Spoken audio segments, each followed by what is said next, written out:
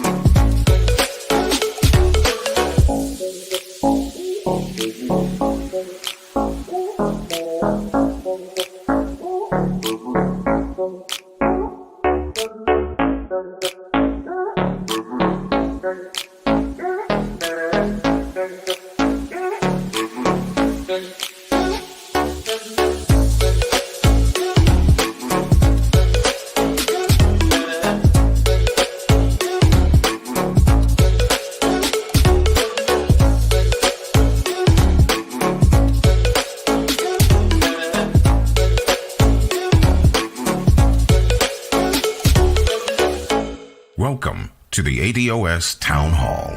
The program will be starting soon.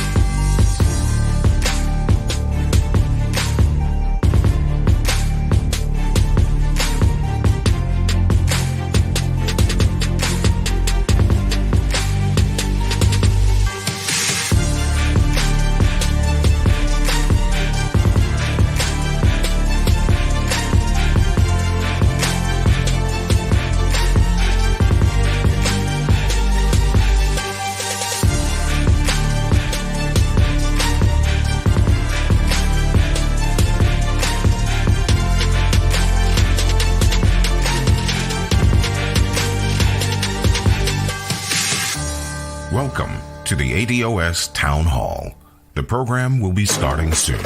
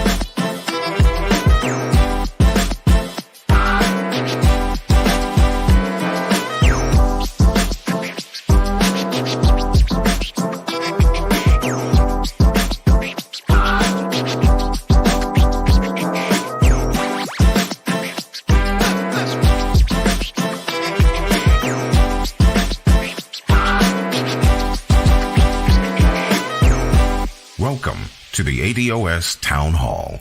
The program will be starting soon.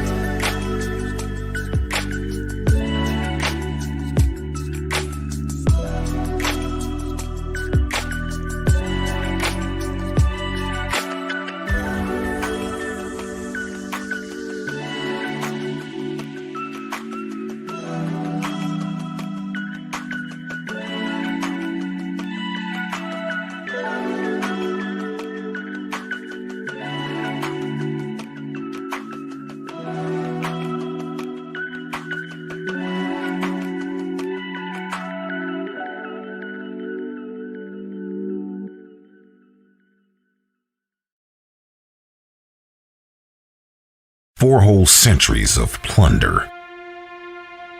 A failure baked in from the very beginning. Everyone incentivized, rewarded for blotting out our specific contribution to this country. All that was left was to make us forget. They weren't ready for a movement fueled by 400 years of memory, of knowledge that we are the very marrow of America. For 3 years, we've told them, we coming. They pretended not to hear us. Now we rise and roar as one, and they will not be able to ignore us. But we here now. Our data-driven advocacy is going into overdrive. Our organization grows out of the grassroots movement to defend against efforts to make us feel that our hardship is one without any unique history, that the forces constraining our community are common to all, that the sources of our suffering are the same, and that our fate here is undifferentiated from others. None of these are true. And the organization is here to deny those attempts to rob us of what we have in our fight, the certainty of who we are and what we are owed. It was built to amplify your refusal to ever forget or to ever negotiate the sum of what we alone have been made to endure while building and bettering America. We, all of us, stand in the shoes of our ancestors. Together, let's take the next step. This is the American Descendants of Slavery Advocacy Foundation.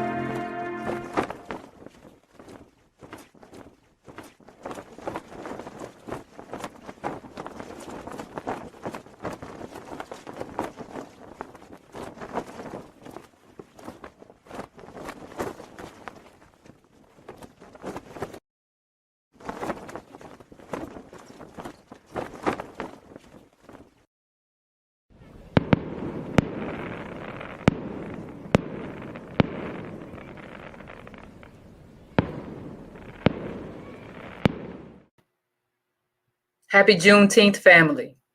And please allow me to reintroduce myself. I'm Yvette Carnell. I'm the president of the American Descendants of Slavery Foundation, the Advocacy Foundation. For a long time, you all have asked us, when Antonio Moore and I did shows, what is the solution?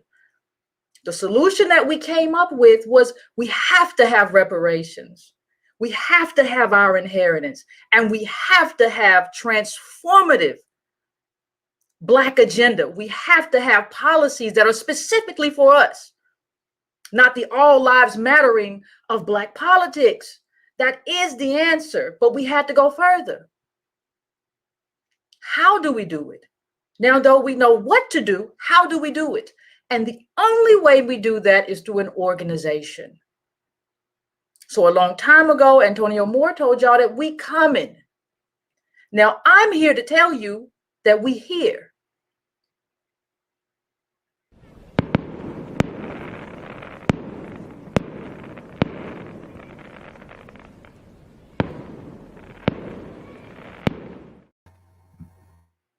All right, everybody, welcome. My name is Claudio, and I have the honor, the privilege to speak to Ms. Yvette Carnell today about the ADOS Advocacy Foundation, ADOS AF, if you would like. I wanted to talk to you about the actual organization. This is the ADOS Advocacy Foundation Incorporated. I understand it's a 501c organization. And I wanted to start with a question just about how we ended up at an organization. Was there a specific impetus for deciding, the natural next step is that we create an organization, or was it a progression of everything that had been done as far as advocacy, as far as political education, and as far as organizing? Well, I think it was because of people like you, Claudio, right? Because everybody, for those of you who don't know, everybody in this show tonight is somebody who is a part of the organization. Right. So we have to think about, I've always said this, this is about collective uplift. This is not about one person. This is not about anybody's aggrandizement. This is not about that. This is about how do we do collective uplift? How do we do it? And there is no power that is not organized.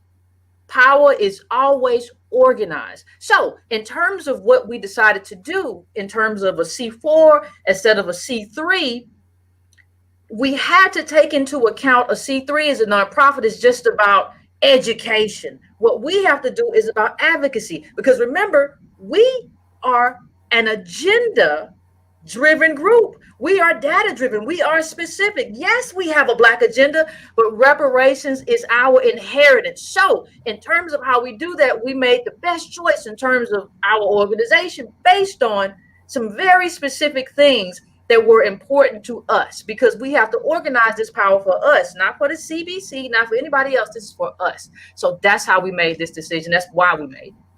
Definitely. And to explain to some folks, so a 501c3 organization, traditionally, a lot of churches are organized these ways, right? So these are organizations that have the social good and their community at their, the heart of their mission. But the laws limit them as to what they can do politically. Now, 501c4, my understanding is it can get involved in more varied political activity, such as lobbying or drafting legislation or coming up with policy priorities. And even we can't do it the majority of the time, but we can even do a little like we support certain candidates, right? We just can't do it the majority of the time, but it gives us much more leeway in terms of our advocacy on C3. We don't want to be now listen, people need to understand at a certain point, we probably will have a C3 because there is an education component to this. What Antonio Moore did with the data is an education component. What I did with politics is a political education component. So there will be an education component to all of what we do, right? But we have to have advocacy too. And so that's part of the reason this town hall is here, because everybody has questions. And I just want to come here with some answers. And I want to come here, with you and some other people and just show everybody the beautiful team. But yeah, we have to do advocacy. There's no way to do this through education alone, because that's kind of what we saw. We tried to do it that way. It don't work that way. You have to have an advocacy arm. Yeah, certainly. And I would imagine that some of the fire that brought us to the position of organizing an official organization had to do both with, as you said, kind of the teams and the organizational aspect of being able to recruit and gather and have good people around you, but also some sort of, accountability, kind of the need for us to have a way to make sure that those who are willing to contribute to the ADOS movement can do so in a way where we understand their commitment. Well, we have to. We always say we're about collective uplift, right? But if you don't include the collective, then how can you really say you're about collective uplift? So we have to be able to bring people in and organize the people that we have. We have a lot of good people. Those people are not necessarily organized in the most efficient way possible. So what we're trying to do is open this up to everybody who wants to be a part of this collective uplift, economic inclusion, reparation, inheritance. We have to open all of that up to our community, right? So we can rise together. I always say we either rise together or we fall together. So this is an effort for us to rise together. That's what we're here for, and that's what we're doing. That's our aim, and we're building. For sure. And, I think part of that, and the concerns that people have, not even concerns, but the real desire, the will that people have to be able to contribute leads to this constant question of how is the organization structured? What does it look like for, an ADOS person that's, in their locality, in their municipality, in their backyard, trying to get active on these priorities that we have. Now, I understand that there will be state branches, and that's going to be a key organizational cog of how the organization works. Absolutely. There will be state branches. People have asked about chapters. There will be chapters, right? We have all that. That all will be there. A lot of people want to start chapters. Understand that our bylaws are dozens of pages long right now. So we are working to incorporate everybody that wants to be a part of this and needs to be a part of this. That's absolutely happening. We have a hierarchy. That's absolutely happening. And while y'all here, give a shout out to Antonio Moore, our own co-chair of the board. He has dental problems. He had to have dental surgery, but shout out him and wish him well. But we have a whole organization here now with the hierarchy that we can employ and weaponize for our own benefit. You have to have that kind of structure to move forward. So people say, oh, what's going on with the chapters? We're building the structure, the standard operating procedures, bylaws, all of that stuff had to happen before we actually give the chapters what to do. Other than that, it's not good for the chapters for us to tell you what to do, and we haven't given you the mechanisms and the systems that allow you to do it. So that's what we're trying to do right now. Definitely. And I understand even on the systems front, one of the things that has been the work of the individuals who have been trying to bring this organization online has been, for example, policies around grievances, around, the conduct of ADOS members. How do we hold each other accountable? How do we, ensure that we always hold the organization in the best light? Because I know it seems like part of how we got here was a lot of individuals claiming ADOS, and they're going willy-nilly and saying things that, clearly were not with the spirit of what we believe in. And it was a poor look on us, even though it was not something that, we really contributed to or co-signed. Well, if you don't have an org, anybody can go do whatever they want to do. So if you don't have people to say, hey, I'm a card carrying member of the ADOS Advocacy Foundation, people can just go do what they want to do. And so this too was a cutoff of people being able to do what you want. You don't get to do what you want to do. This organization is here for all of us. It is here for the benefit of the collective. No one person, me included, is bigger than the group. So what we're saying is we have to have something that kind of restrains these sort of impulses of people, because you have to be disciplined. There is no movement without discipline. There is no freedom without discipline. So what we're trying to do is bring people together in a way where we can be disciplined for the things that we care about and move in a direction of our inheritance and a transformative Black agenda. But that can't happen if people running around really nilly saying all this kind of stuff, DOASA, FB, we can't do that. That's not where we are. So this is a move towards a disciplined movement with a transformative Black agenda and reparations as the cornerstone. And that's why it had to happen this way. And honestly, as we transition, we, in our defense, some people tried to tie us to things that were not necessarily things that we had ever been engaged in. Yeah, I mean, that definitely seems to be the case. And, I know a lot of folks have asked how we can combat disinformation about us, about our lineage and our organization and our efforts. So I think that's time for us to dig deeper into that as well. Mm-hmm. Let's talk about these smears.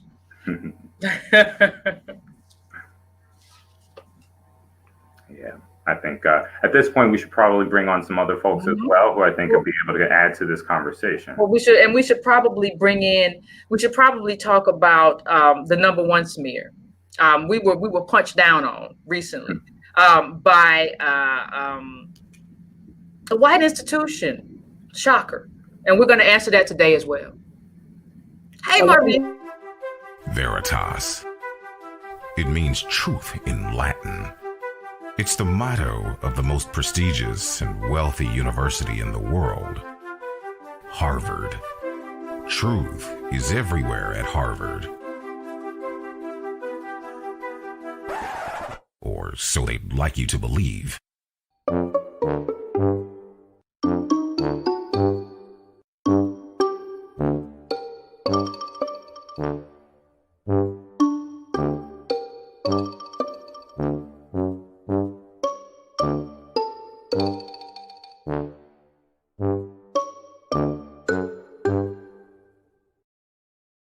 Harvard wanted to sign the death warrant of the ADOS movement.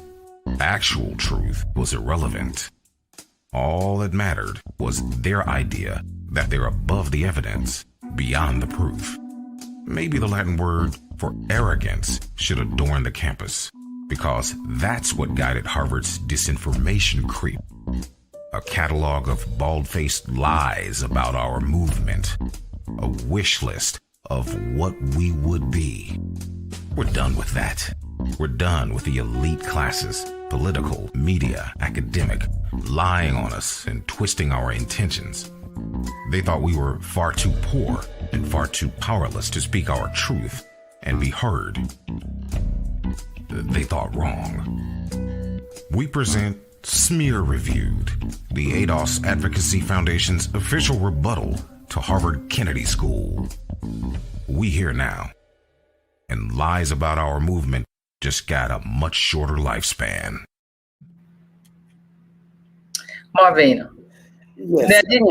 Now talk to me. You saw that Harvard thing. I did.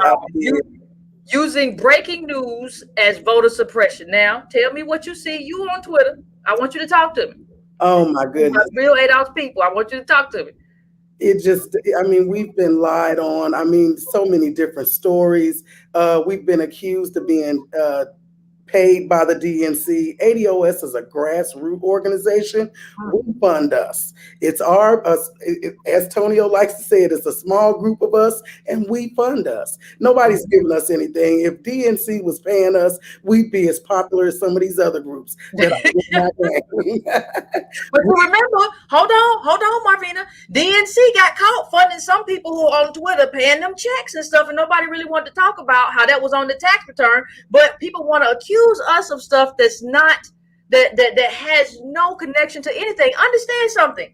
Have you ever heard me, Marvina, say that ADOS shouldn't vote, or that Black people in general just should not vote, just stay home? Never. Our ADOS's position, the president, you and Tone, it has been from the beginning Democratic down ballot. And the reason for that is because Black people, more specifically American descendants of slavery, we have voted for Democrats without any commitment, without anything, just hands down. That's been our go-to. Just vote blue no matter who. So that's why we said vote Democratic down ballot.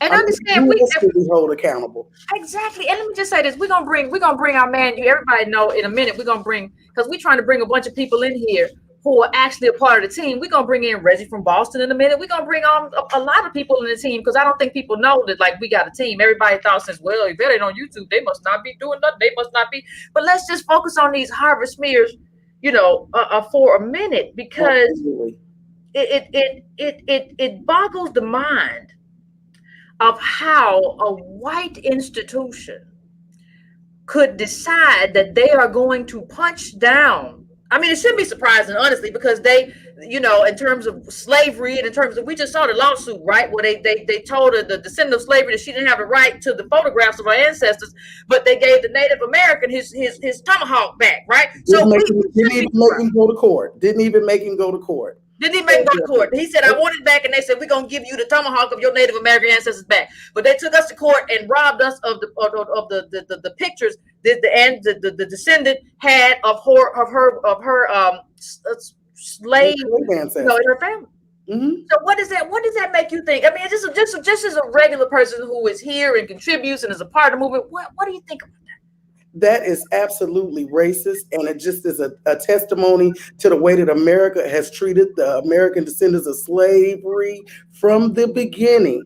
From the beginning, people can come here, they can get off the boat yesterday or jump off the plane or whatever, and we're just pushed to the bottom. We were destined by these people to be a bottom caste, and they will do whatever it takes. And the fact that they would take this lady, this descendant of slavery, to court for her family's property and still not give it to her. You know what I'm saying? Everybody's in agreement when it comes to punching us or kicking us down. Ain't that something?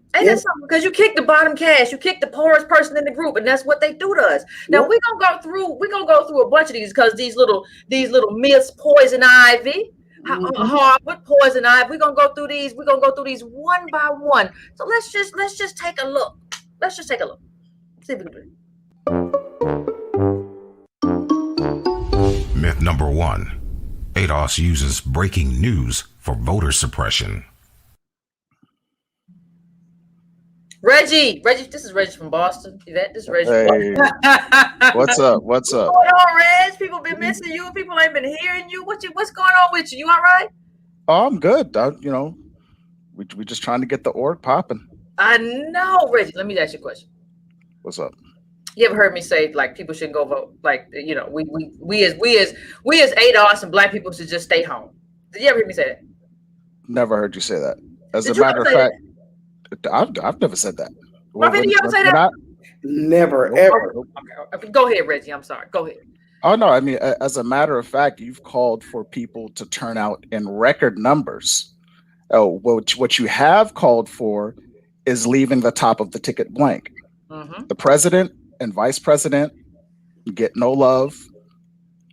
From the Senate and the House on down, we vote our interest. And the irony is that this is exactly the same strategy that Dr. Eddie Glaude proposed. You don't want to talk about it now, though, right? You don't want to talk about that now, though, right? I love Brother Eddie, but he ran from his own idea. And when it was Hillary versus Trump, it was all huff and puff. These choices are not our choices, but second time around, all of a sudden he's running from the idea. So I think it's not necessarily an issue of what was said, but it's who said it. They just don't. They just don't like ADOS, because they don't like the messenger. Yeah, we literally advocated for the exact same thing, turning out in record numbers, leaving the top of the ticket blank. And I believe the reason for the pushback is for the reasons that Eddie Glaude actually said, because what this does, it resets the relationship between Black people and the Democratic Party and politics in general. And what it also does is that it sends a notice to those people. It sends a notice to the Black political class, the Black punditry, Black political operatives, Black celebrities, Black influencers, that you are no longer the spokespeople for us. You are no longer the ones that just herd us to the polls like cattle to vote for the Democrats. And that's really, again, what you were right. It goes back to the messenger and not the message. Because if it's us and Eddie is saying the same thing, I don't want to see Eddie on MSNBC Monday. Ooh, go ahead, Marvina. And so that brings me to one other thing. So because we took that position, we were also accused of trying to be right-wingers. And absolutely, that is the biggest lie ever. We are not Republicans, have never professed to be Republicans. In large, Black people are not Republicans. Our only message is that we want something in exchange for our vote. We want something tangible, not all of this symbolism. It's about time that Juneteenth was made a federal holiday, but that is not something that is going to move us forward, move our economic position forward. It's just not going to work. We need substance. Well, and that's a big problem with our misleaders. That's what it has been. Everybody wants to walk up to the line, but nobody wants to step over except ADOS. And that's why. That's why. Want to walk up to the line and nobody want to walk over. You gotta pause sometime when you say something like that, Marvina. Everybody want to walk up to the line, but nobody want to walk over the line. And that's what ADOS does consistently, is we walk over the line. Because you know what? You have to walk over the line to get freedom. You can't get free by just walking up to the line and saying, well, I'm done. I guess I'm gonna take me a rest. I'm gonna lay down a little bit. I feel a little bit tired. That's not the way to get freedom. And I think when you look at Harvard, they're trying to bully us. So if we can't use the party to put you in line and make you don't walk over the line, we'll just put some nonsense out there and hope that you just kind of roll with it. You all right? You feel all right? We just kind of hope you roll with the nonsense, and you'll just be like, well, Harvard attacked me. I guess I got to stay within the limits of what the Democratic Party want me to say. Because understand something, everybody. This is censorship.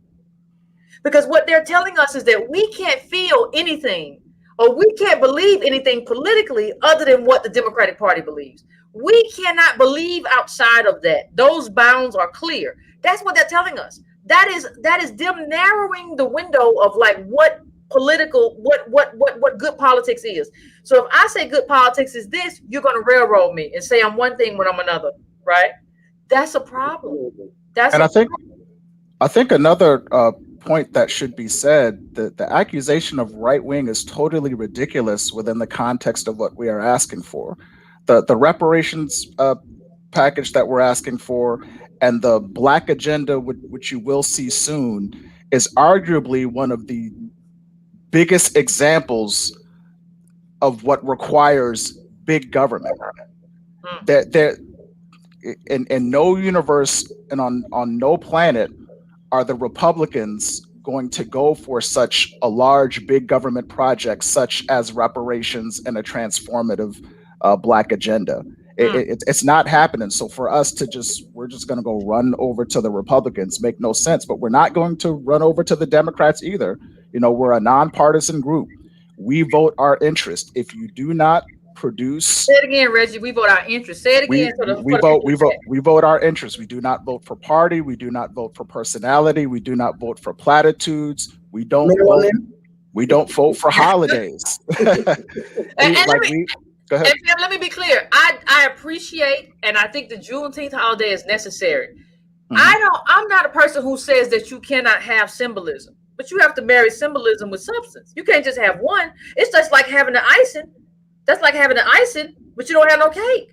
You're gonna get sick. You're gonna get the bubble guts. You just can't have no icing with no cake. That's too much sugar. So I think what we have is just like having sauce and no meat, no vegetables, or whatever the case may be. I think what we have to do is just kind of understand we're not saying We're saying that we have to have the whole cake. Don't bring me icing and sprinkles and say it's the cake. And that's what they've been doing. And that's what Harvard is doing with these smears in terms of, I'm just going to punch down this organization, this group of people. They're the poorest of the poor. They're bottom caste. They don't have no money. And I'm going to bully them. I'm going to bring some people in and bully them and say they did stuff that just did not happen. We never said don't vote. Now, there were some people over there, FBA, who said whatever. There were some other people out there who said whatever. Those people are not us. And I think what Harvard did is show, y'all don't even know us apart. You don't even. Very lazy. Very lazy and very poorly researched. And also what a lot of this is about when they talk about black voter manipulation and suppression and voting for the Republicans, what they're alluding to is the Senate reports that came out that talked about Russian interference in the election. And so they've slyly tried to tie it to ADOS. But when you look at the actual report from the Senate Select Intelligence Committee, and you look at the actual report, you look at the SSCI research summary of the same, and you look at the scope of the report, it was from 2015 to 2017. And for those that know, and you can even look this up online, the ADOS hashtag did not take off until the beginning of the presidential primaries in 2019. So that it is absolutely impossible to tie a hashtag that didn't take off to a report from 2015 to 2017. You find no mention of the ADOS hashtag, and further, you don't find mentions of slavery. You don't find mentions of reparations. Ironically, what you do find is that the Russians targeted Pan-African groups.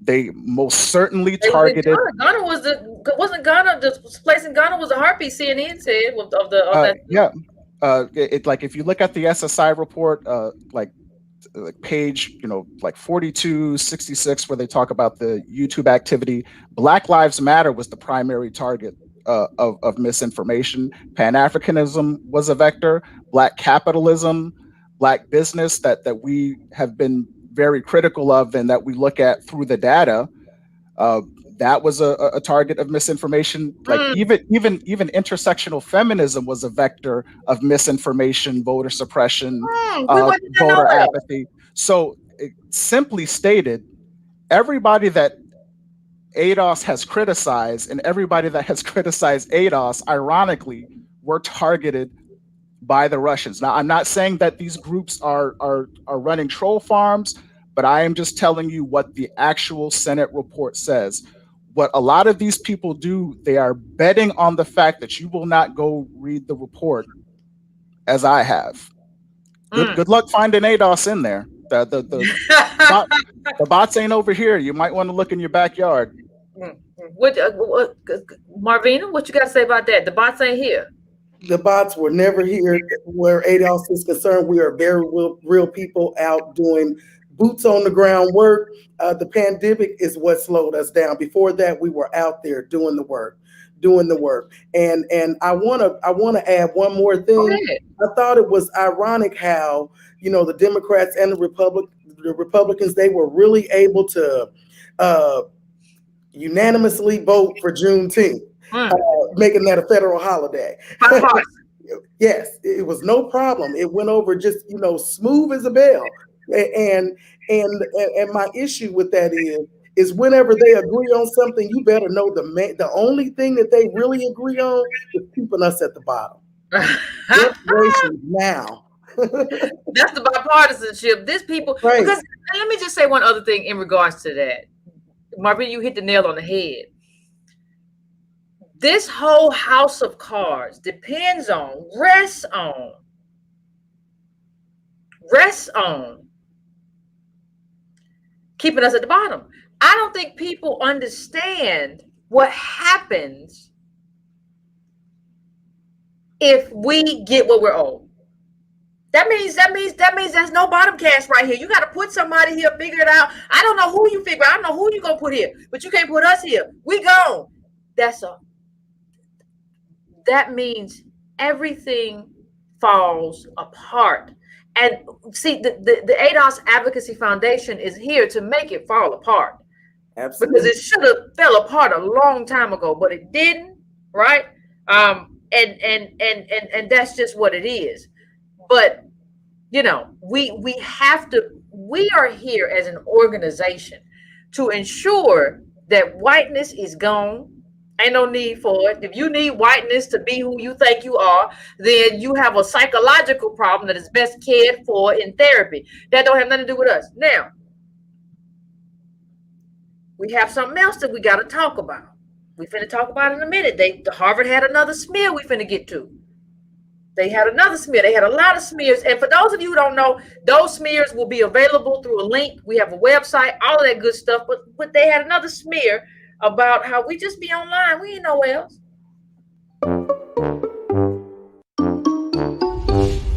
Myth number 2.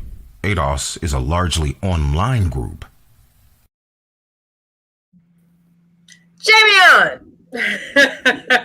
Are you a bot? Are you a bot? Is this some kind of thing I'm seeing? It must be a bot. Is that a bot again? That was a bot running up in them presidential candidates' faces. I don't even know if you're real, Jamion. You a real human being? Because yeah. Okay, all right. Because they say we bots. Now I remember, Jamion. Tell us a little bit about what you did. Marvina, you can get in here and ask questions or whatever. But I just want Jamion to start off. What you did? Yeah.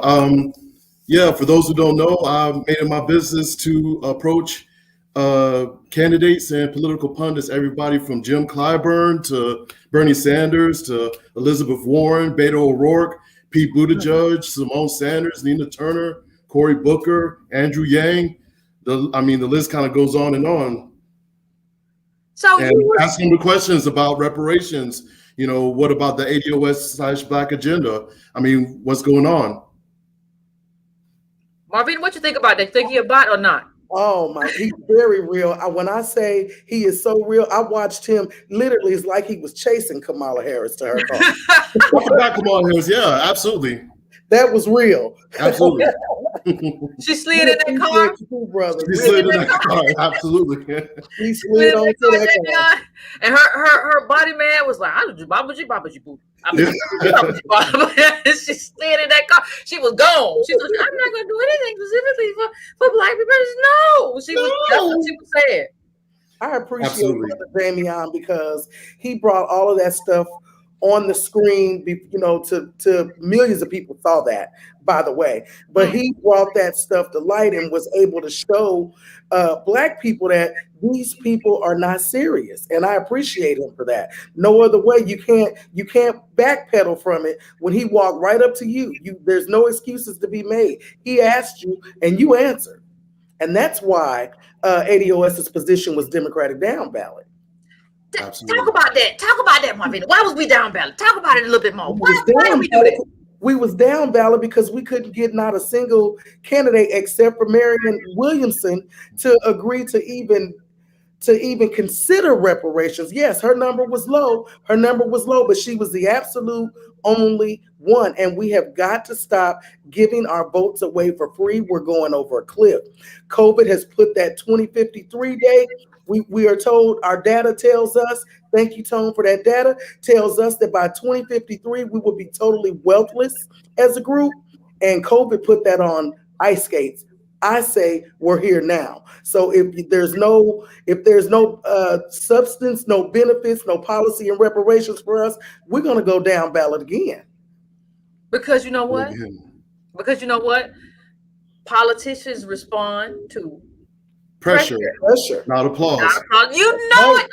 I'm gonna tell you something, Yvette. I'm gonna tell you something. Go ahead, fam. Not too long after Jim Clyburn got confronted and put on camera and asked about reparations and was made to run out of his own event, he co-sponsored HR 40. He put his name on HR 40. Now, obviously, HR 40 has flaws, and we've already talked about that. We've all been very clear about that. But I find it interesting, just like you said, politicians respond to pressure, not applause. So for him to take that step, I think speaks volumes about evidence. It's just evidence that it's absolutely true. It's just evidence that it's true. And you can look at the timeline. We put the co-sponsors on HR 40. Nobody else did that. Right. Every other group and Cobra, all that, no, y'all was somewhere. But no, we did that. We Jamie on ran up to people and say, why don't you support HR 40? What's your position on reparations?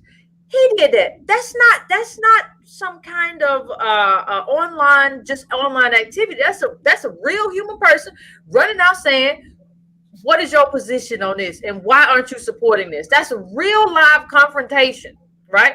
And so I think when we understand that, okay, wait a minute, this is what happens. This is what happens when you push people. I think what we should learn from that is that we can push a lot of people. We got a lot of people around here that we can use to push. We're going to put them in the Jamie Young School of Activism and Journalism, and they can get out here and push people too. And we can have what we need to go forward. I don't think when people say that online, it kind of blows me out. Understand, like, white people and institutions, y'all don't know what y'all don't know about us. And y'all don't know what y'all don't know about who we are. And y'all don't know what y'all don't know about what we've been doing.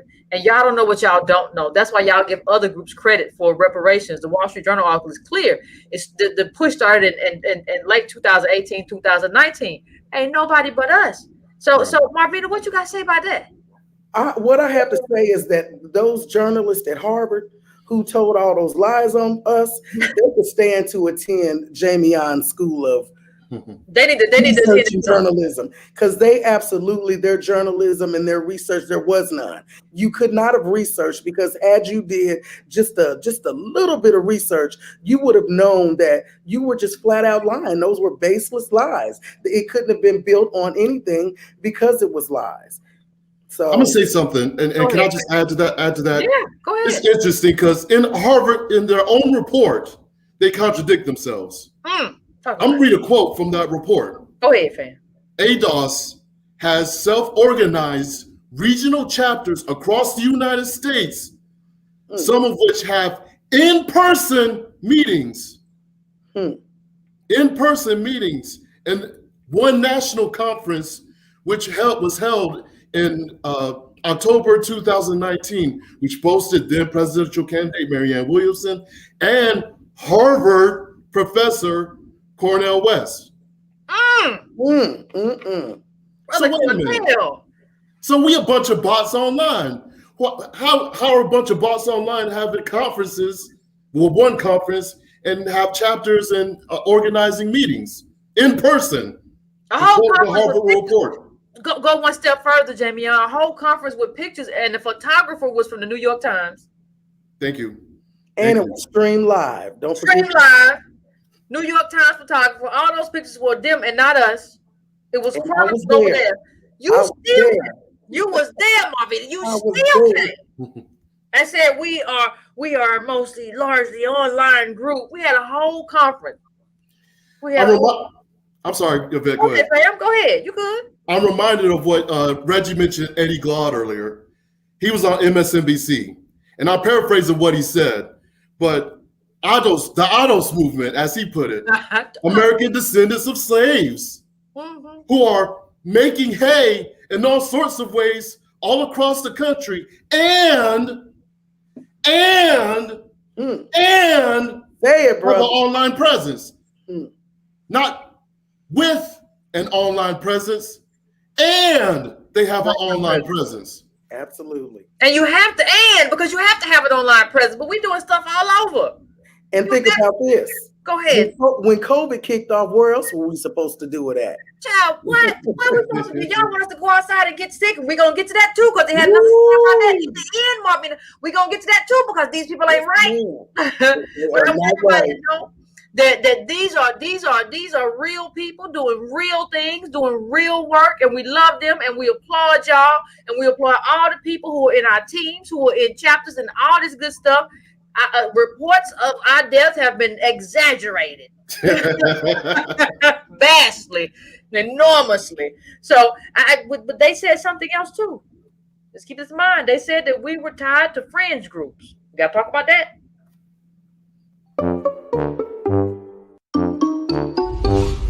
Myth number 3, ADOS is tied to online fringe groups.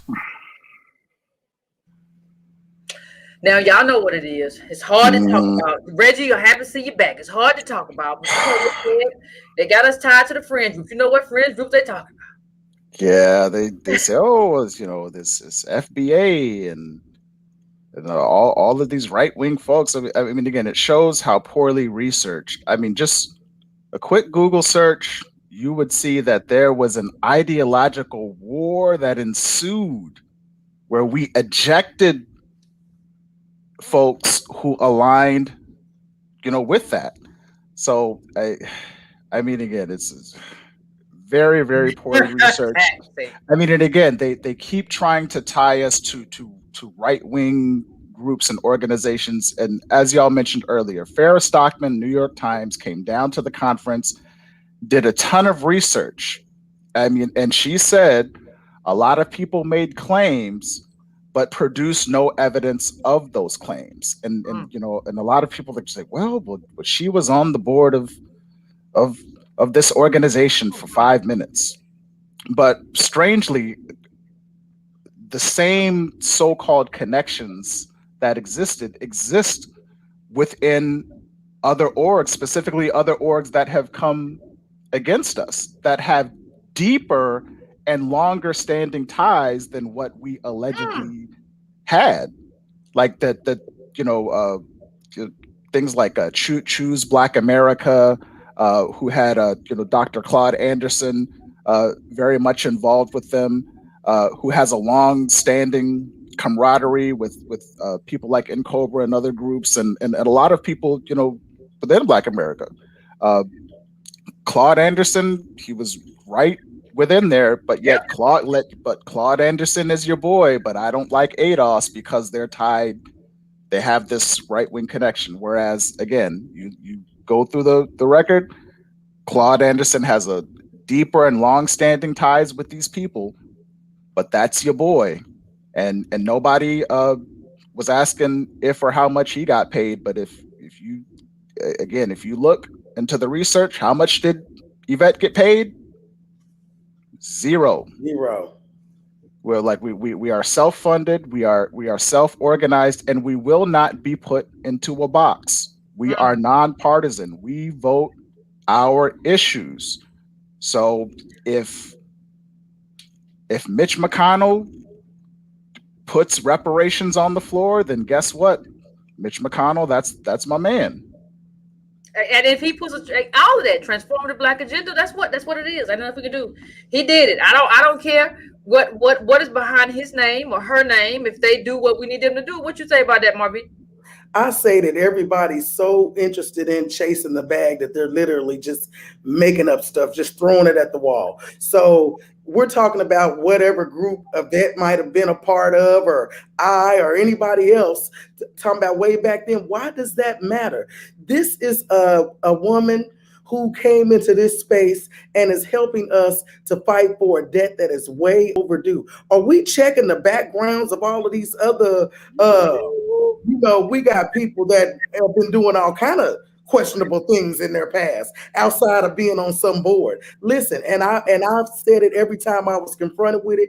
I don't care riding, walking, or running. What you say Yvette or Tone did back when, I didn't know them. We talking about ADOS and reparations now. I believe in this movement. I believe in what they brought to this movement. I believe in their sincerity. ADOS is not a part of anybody or anything except ADOS and Black Agenda. And as Dr. King said, we coming to get our check. Oh, and can I say something? Let's see this visual right quick, Reggie. See his visual. Look at that visual. See, they said NARC and COBRA, and they already said no more, though, the rise of ADOS, FBA, National Assembly, and sons and daughters of freedmen. I want to talk about that real quick. Because we got to talk about it. We're not tied to any of them people. As a matter of fact, everybody except in COBRA is kind of a carbon copy of ADOS. And if you want to do that, you can copy whatever you want to copy. You want to go copy somebody's shoes, their outfit, whatever. You can copy whatever you want to copy. That's your thing to copy. This right here though is the original. I gotta ask if you want Coca-Cola or if you want the cola brand from the Kroger. Now, I'm not talking about what you can afford. We poor. I'm talking about what you want. Do you want the original or whatever? We're not tied to them. We had a whole fight because somebody tried to shoehorn their way into the movement. That is not a movement. FBA is not a movement. None of the people that we just saw is a movement. That people say, oh, this looks like a good thing. I'm gonna jump on board. That's fine. If y'all want to grift, I got a problem with grifting, but that's your thing. We are the truth. That's just what we are. It's just what it is. I don't care who say different. It don't matter. That's just who we are. And let me just say something about, oh, Yvette was a part of whatever. I get to do what I want. I'm grown. Now, listen, what I do, though, is always for the collective uplift. I would love to be a part of any kind of organization that is willing to fund some kind of study to talk about how we're impacted, because I don't have money. When I don't have money, I go say, hey, you over there with the money, can you do this? Because this should be done. What they're trying to do is say that we don't have a right to have any opinion that diverges from the Democratic Party, right? Now, listen, I've been a Democrat all my life. I've worked for Democrats on Capitol Hill. You're not my mama, you're not my daddy. You don't have a right to tell me how to think. And when I see that you're not serving my people, I have a right to say I get to push back. You don't get to bully me and call me a right winger. I've never voted Republican. You don't get a right to do that and lie on me. You don't get a right to do that. That's not how we do this. That's not how we do none of this. You cannot lie on me and be believed, or you should not be believed in terms of what I want to do. I get to do what I want to do. But see, freedom is not just physical. We're celebrating Juneteenth, the physical freedom in terms of what we're talking about, slavery, Texas, when they learned, all of that. But there's also a mental freedom. And these folks don't want us to be mentally free. They don't want us to say, hey, I'm not going Republican. I'm not going Democrat. I'm going in the direction that's best for my people. I'm going to have an agenda, and I'm going to go in that direction. And whichever group decides to give that to me, that's who I side with. They don't want free thinking ADOS folk. That's what they don't want. But that's what they got. And that's what they got to deal with. Yeah, they don't want ADOS to be free, but they'll let other people run around. If you want to talk about even present day right wing connection, look at the Black News Channel, the BNC. Ain't JC Watts the front man for that? And yep. And Shahid Khan, one of the owners of a sports team, and all those sports teams, they trump all the way, and they love using black bodies to increase their profits. What does that sound like, Yvette? Does it sound like slavery to you? Yeah, sounds like slavery. Sounds like Black Lives Matter. Sounds like a lot of stuff. Yeah, so these actual right wingers can set up a Black News Channel, and all the leftists come running. I'm not gonna say no names, but I've been seeing some left leaning faces on this right wing TV. Somebody make it make sense to me. Somebody make it make sense to me. We see these red roses everywhere. They get to do whatever they want to do, be whatever they want to do, say whatever they want to say. They can even switch up. I saw a red rose the other day who grew up at a boarding school, did all that stuff, now wants to speak for me. No, you don't get to speak for us. That's what they don't want, though. That's right. Nobody wants us to speak for ourselves and have our own voice be heard, right? Nobody wants us to say, listen, you don't get to tell me what I want. I get to tell you what I need. Right. That's not your job is not to define me or tell me what's best, or no, we're not going to do reparations and all that kind of stuff. That's not how we're doing none of this. But that's what they want to do. And that's why everybody is coming to terms with the fact that ADOS is the truth, because we are full-throated in our agenda, in who we back, in terms of specificity, in terms of our group and how we advocate, and nobody can match that. Yeah, there are people who can talk, but they're never going to do nothing about politics. A lot of people talk loud and never do nothing about politics. A lot of people don't talk loud but engage in politics, but you want to talk about the real truth. What we're saying now, though, is that we're here, and we're here to deal with the real truth. We're here to deal with what happens. We're here to take care of our people. We're here standing in the shoes, and we're not moving. And we're not afraid of Trump. Nobody. As ADOS people, we have been dealing with Trumps from the beginning of time. It's just one Trump after another, even the one that came wrapped in black skin. It just is what it is. We're not going to be You're not going to be able to use fear to push us into that. You're just not. And we're not children. As Yvette said, you ain't my mama, you ain't my daddy. I will do whatever I want to do, which is whatever is best for my people. Yeah, this boogeyman talk ain't gonna work. And let me just quote you, Yvette, real quick. You said on a show a little far back that we're not going to be scared by these boogeymen. And I'm kind of paraphrasing here, but I believe you said that we are okay with inflicting and enduring short-term pain to secure long-term power. So just understand that that's the play. 2022, 24, 26, 28, 30, 32, 34. We can keep this going. We getting the babies ready. Because let me just say that's what politicians understand. They don't understand nothing else. Like you see Clyde Burner, sugar, shine shoes. No, politicians understand. Oh my God, these people cost the Democratic president the election. They're serious about their agenda. They are deadly serious. They are venomous. That's what they understand. They don't understand you saying what happens all the time now, Reggie. You know what happens all the time? It's a process. We repeat it. It's a pattern, and it happens every time. You go in, we vote. We didn't vote top of the ticket for neither one of them, but they vote top of the ticket Democrat. And they said we're gonna hold them accountable. They get in there and they say what? Oh my Lord, these people is taking us for granted. Never again is we gonna ever do it. Oh my mama, I'm not gonna let it happen again. And what happens when they run again? Same. A Republican boogeyman come. Yep. Same thing. Oh, what did our current president say? Oh, they're gonna put you back in chains. They're gonna put you back in chains. Don't you Negroes understand? And then he got into the NAACP and what he say? Y'all just got to learn to get along with the Latinos and do the best you can. What?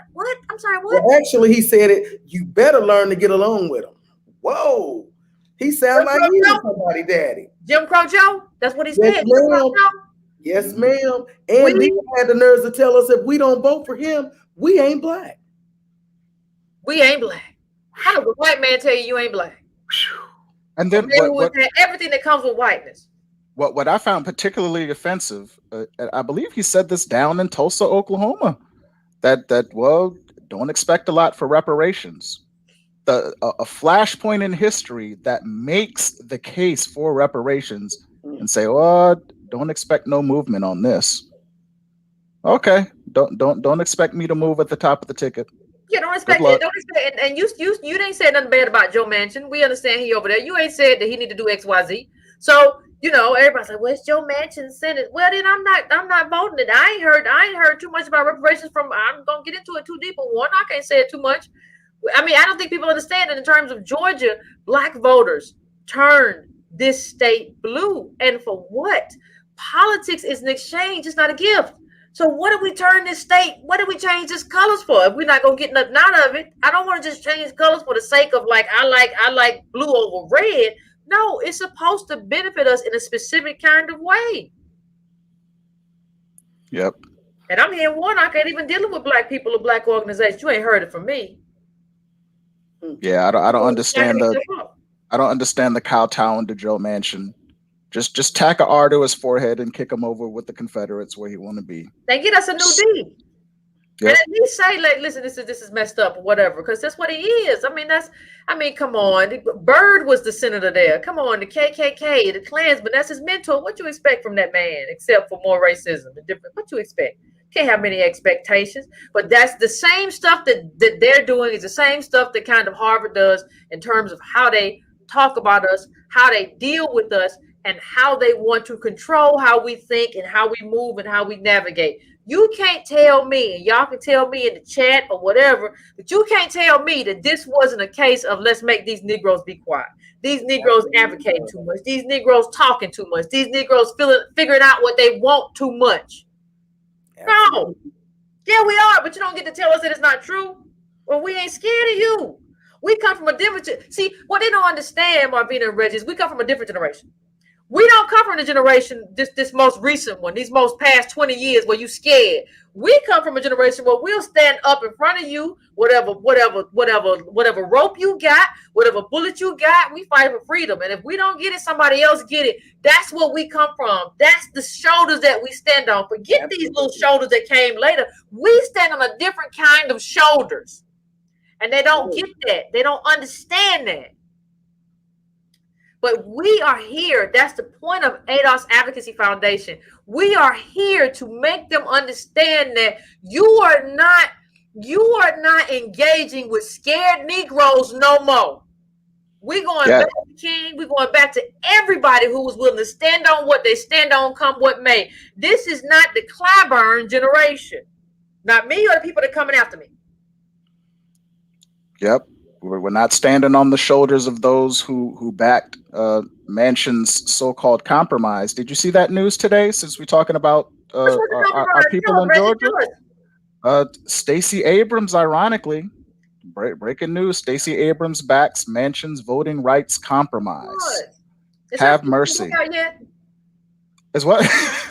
Does she have a fiction book out? She's writing fiction. She's been writing fiction. She's writing it. It's a nail biter. but it's just so disheartening. Someone whose campaign actually suffered from voter suppression from the right kowtows to a Democrat who kowtows to the right. Yeah. What a waste of political talent. This is crazy. She has a business too, Reggie. You forget that what Black politics has become is an entryway. It's an entryway to business now, right? So people forget that that's what it's become. It's an entryway to business. She has another business that's about, well, can't she do business? Why she do this? Can't she do business?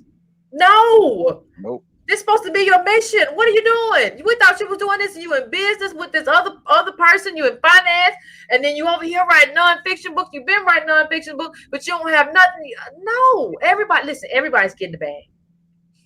BLM founders or whatever, they got the bag. They done ran off. They threw Patrice Clothes out of there. Everybody got the bag.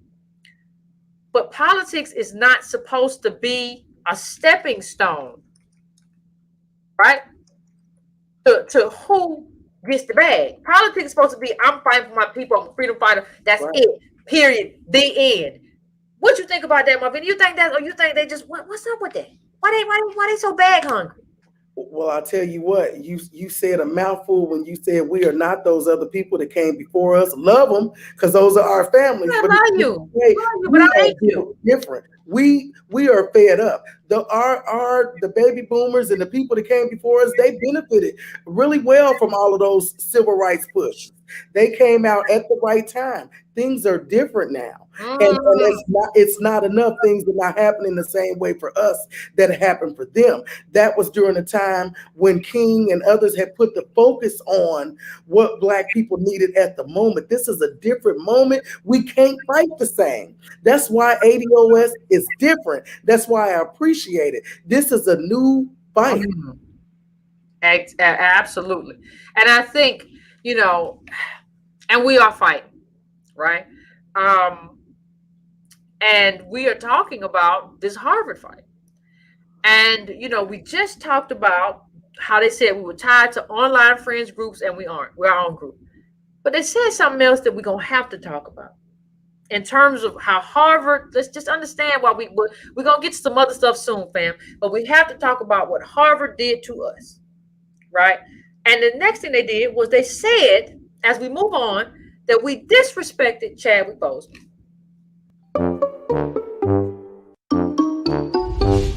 Myth number 4. ADOS disrespected Chadwick Boseman. What's going on, Paul Sowers? Hi there. Hey, Marvina. So many who were supposed to get a pen. And we shout out. We gotta give Paul his flowers for writing that Harvard report and putting all in. And y'all we'll get to the call to actions at the end. But shout out to you.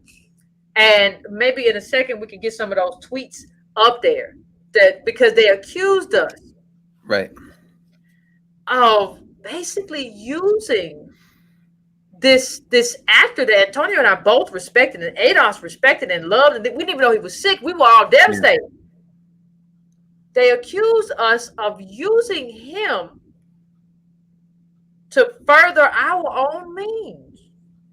Right. So I guess like the supposedly big finding from this section is ADOS's engagement in disinformation creep extends to popular culture. That's what the report says. Disinformation creep extends to popular culture. And this phenomenon, the authors argue, can be most kind of clearly observed in the movement's response to the death of Chadwick Boseman. And I should say, like, R.I.P. Chadwick Boseman, it's like pretty revolting that his death was like so needlessly and exploitatively used by the folks at Harvard to basically punch down on the one movement that is completely committed to repairing his people. But so like disinformation creep, it's like a weird phrase. Like what does it even mean? So here's the report's own definition of disinformation creep. Disinformation creep is a phenomenon in which legitimate positions and information are slightly distorted and reinterpreted to leverage a separate position entirely, one that may even be at odds with the interests that it purports to support. But what's so interesting about the author's 16-page peer-reviewed study from the country's premier university, a report that claims to conclusively prove that ADOS engages in disinformation creep, is that not only does it fail sort of so miserably, but one could very like easily make the argument that the report itself is a total exercise in disinformation creep. And that actually, like the Chadwick Boseman section, what's kind of so interesting about it is that this is where like that irony and that hypocrisy is actually the most pronounced. So like in that section, they say, in contrast to the centrality of Boseman's passing in the larger Black cultural conversation, and despite Chadwick Boseman being a native-born Black American, his passing on August 28th, 2020, barely registered in the ADOS conversation, with figure 1 showing the low number of tweets that ADOS made on the day that he died. And they go on to argue that the strong Pan-Africanist message and imagination of the film instead made it a target. See, the thing is, there's one phrase in particular there in that section that jumps out. And that's with figure 1 showing the low number of tweets on the day Chadwick Boseman died. Because if they're in fact basing their claim on the number of tweets on the day that Chadwick Boseman died, then it seems very, very important to note that news of Boseman's death was first reported just after 10 p.m. on August 28th. His Twitter account posted the news at 10:11 p.m. And what that means is that while the Harvard Kennedy School folks they're implying that they took a whole day's worth of ADOS Boseman related Twitter content to analyze. Well, they are in fact really only looking about 110 minutes worth of tweets. Whew, that's damning. Obviously, given the very slim window of observation, the number of tweets is going to be like conspicuously low. If the authors of this report were interested in honesty and accuracy in assessing such a totally ludicrous hypothesis to begin with, if they wanted to do this thing with a shred of integrity, then they would have used tweets posted a full 24 hours from the announcement of Boseman's death, right? Yeah. Plus, the researchers' sole criteria for compiling the ADOS Boseman-related content was tweets that included hashtag ADOS. Now, I'd invite anyone to tell me why people in the movement would even necessarily have to include hashtag ADOS in their tweets about Boseman's death. We wouldn't. Perhaps, for the most part, I did because I claimed him as my own, right? But most of the people were just like, rest in peace, Chadwick Boseman. I said he may have played T'Challa on the silver screen, but he was ADOS. He was ours. Rest easy. That's like saying like if somebody said my Latino brethren, or if somebody said my Haitian brother, nobody would say, oh my God, you're engaged in mission creep. We also went to the, like, Bozeman and I are both Howard University graduates. Right. So I was doing that in the sense of like, I feel like he's ours. It wasn't anything to push ADOS. I didn't say, hey, support this or support that. I just said, you are ours and we loved you. And I think that is a way to kind of, you know, to kind of say farewell, goodbye to somebody who we didn't even know was sick. Right. And so to go into that and sort of somehow say, well, you all blah, blah, blah, blah, blah. It doesn't make any sense. It's very, very odd. And perhaps it would have been, you know, a lot more relevant, like you were saying, to look at ADOS accounts that used RIP Chadwick Boseman. That was the trending hashtag when this was announced. And so again, like, all of this is to say that I think we have to again consider the author's own definition of disinformation creep, of what they accuse the ADOS movement of doing. Of one, taking legitimate information. So they say, look, we analyzed ADOS Boseman specific content from the day that Chadwick Boseman died. And two, slightly distorting or reinterpreting that legitimate information. So they say, look, we found scant evidence of ADOS engagement with Boseman's death, even though their data set was less than 1/10 of that day's total tweets.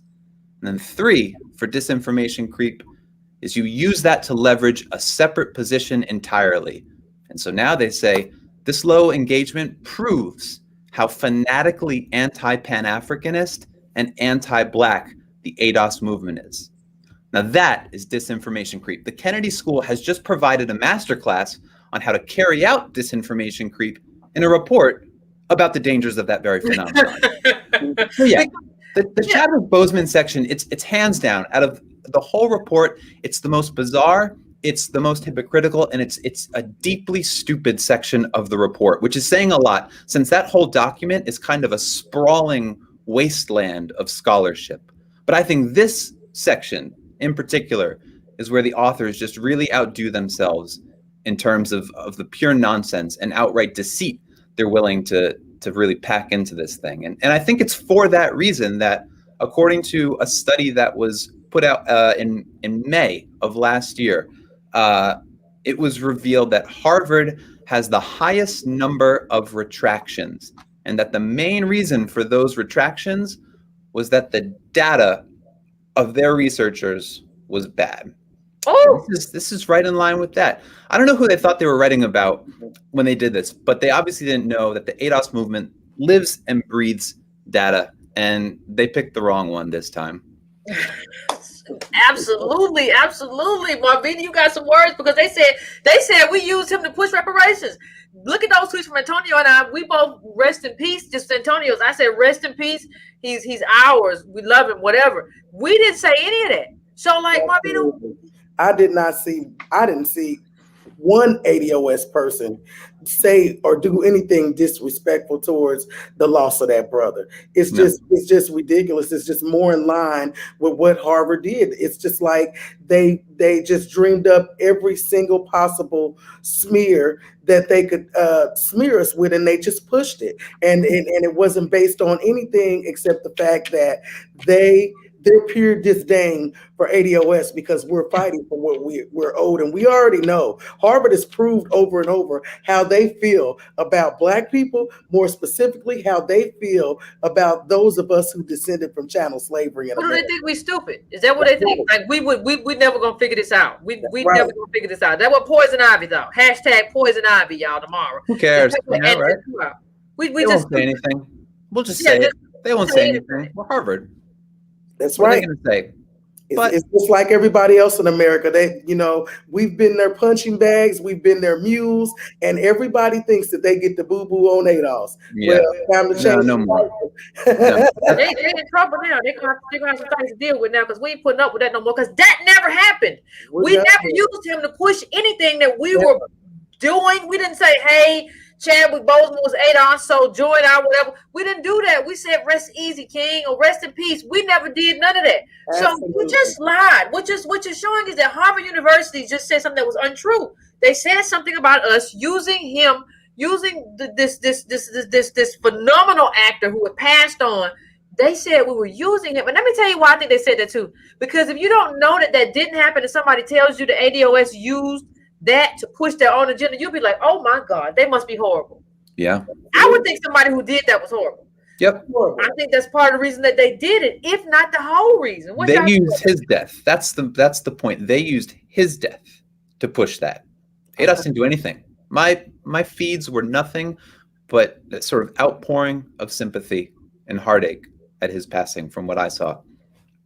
Yeah, and Harvard needs to retract this. It's smear after smear after smear after smear. The entire document. Retract this.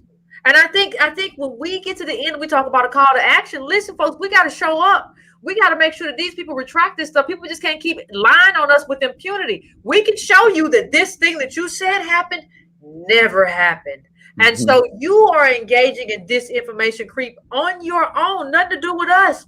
Nothing to do with us. So any of y'all, if either one of y'all have any last words before we move, because Harvard did something else. We're gonna get to COVID-19, but I want to let you all have the last word before we move on. I'm just saying, it's just what you said. We are fighting back. We're done accepting this stuff. We are coming. If you come for us, you better be on your square and you better be coming with facts, because we're not going to lay down and take it. We have something to say. Absolutely. No, yeah, I would just echo that. The ADOS Advocacy Foundation is now here to amplify that resistance. People are going to hear it. Amplify that resistance. Now we're about to get to the next one, fam. Harvard's COVID lie about us. This smear went deep. These smears went deep.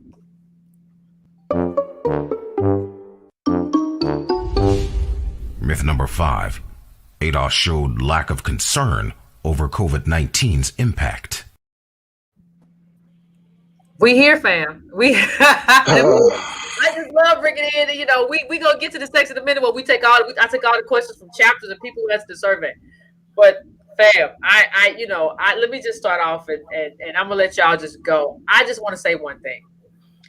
I have ended almost every show with wear your mask, pre-vaccine, right? And I'm not telling nobody to do nothing, take it, I'm not telling you to do nothing, but I told everybody my testimony. Regardless of how you feel, I said I took the vaccine. I took Pfizer. And I said, wear your mask. That was my mantra after each show. If we can get that tweet up, Antonio did a show early, like February, where he talked about everybody. He said what mask you need. He talked about why it's important. He talked about the numbers. Because when he told me, I said, Antonio, are you sure you're right? He said, listen, Yvette, these numbers don't make sense. This is about to be a pandemic. And I said, I don't know. And he said, I'm telling you. And he broke it down. And I said, all right, that makes sense. I think you got a point. I think we got a problem on our hands. And that was before, like, even if you go look at that video in line with like what health professionals were saying, what Fauci was saying, what everybody was saying, everybody said, well, kind of wear your mask, do whatever. He was saying, no, it's going to be big time. This is going to be a big deal. Get these masks. Get this. When masks were still available, he was telling people to get N95s. I was telling people after that, hey, wear your mask. This ain't no joke. Wash your hands. Take care of yourself. It's going to fill your lungs. What are we talking about now?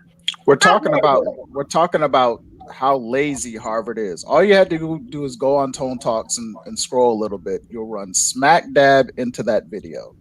Like researchers, like peer reviewed, they're not my peers, and I'm a college burnout.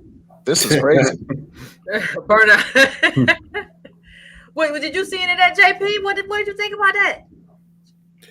Well, look, I'm gonna say this. I'm gonna say this boldly and unapologetically. I directly credit Antonio Moore for saving lives of countless people. Were it not for that video, I think, unfortunately, and I'd like to believe otherwise, but I think there would be a lot of Black people in general, but a lot of ADOS people, unfortunately, who probably still wouldn't have taken the COVID virus seriously. So, go ahead, Reggie. I'm sorry, you can finish. You good? No, please go ahead. Okay, and again,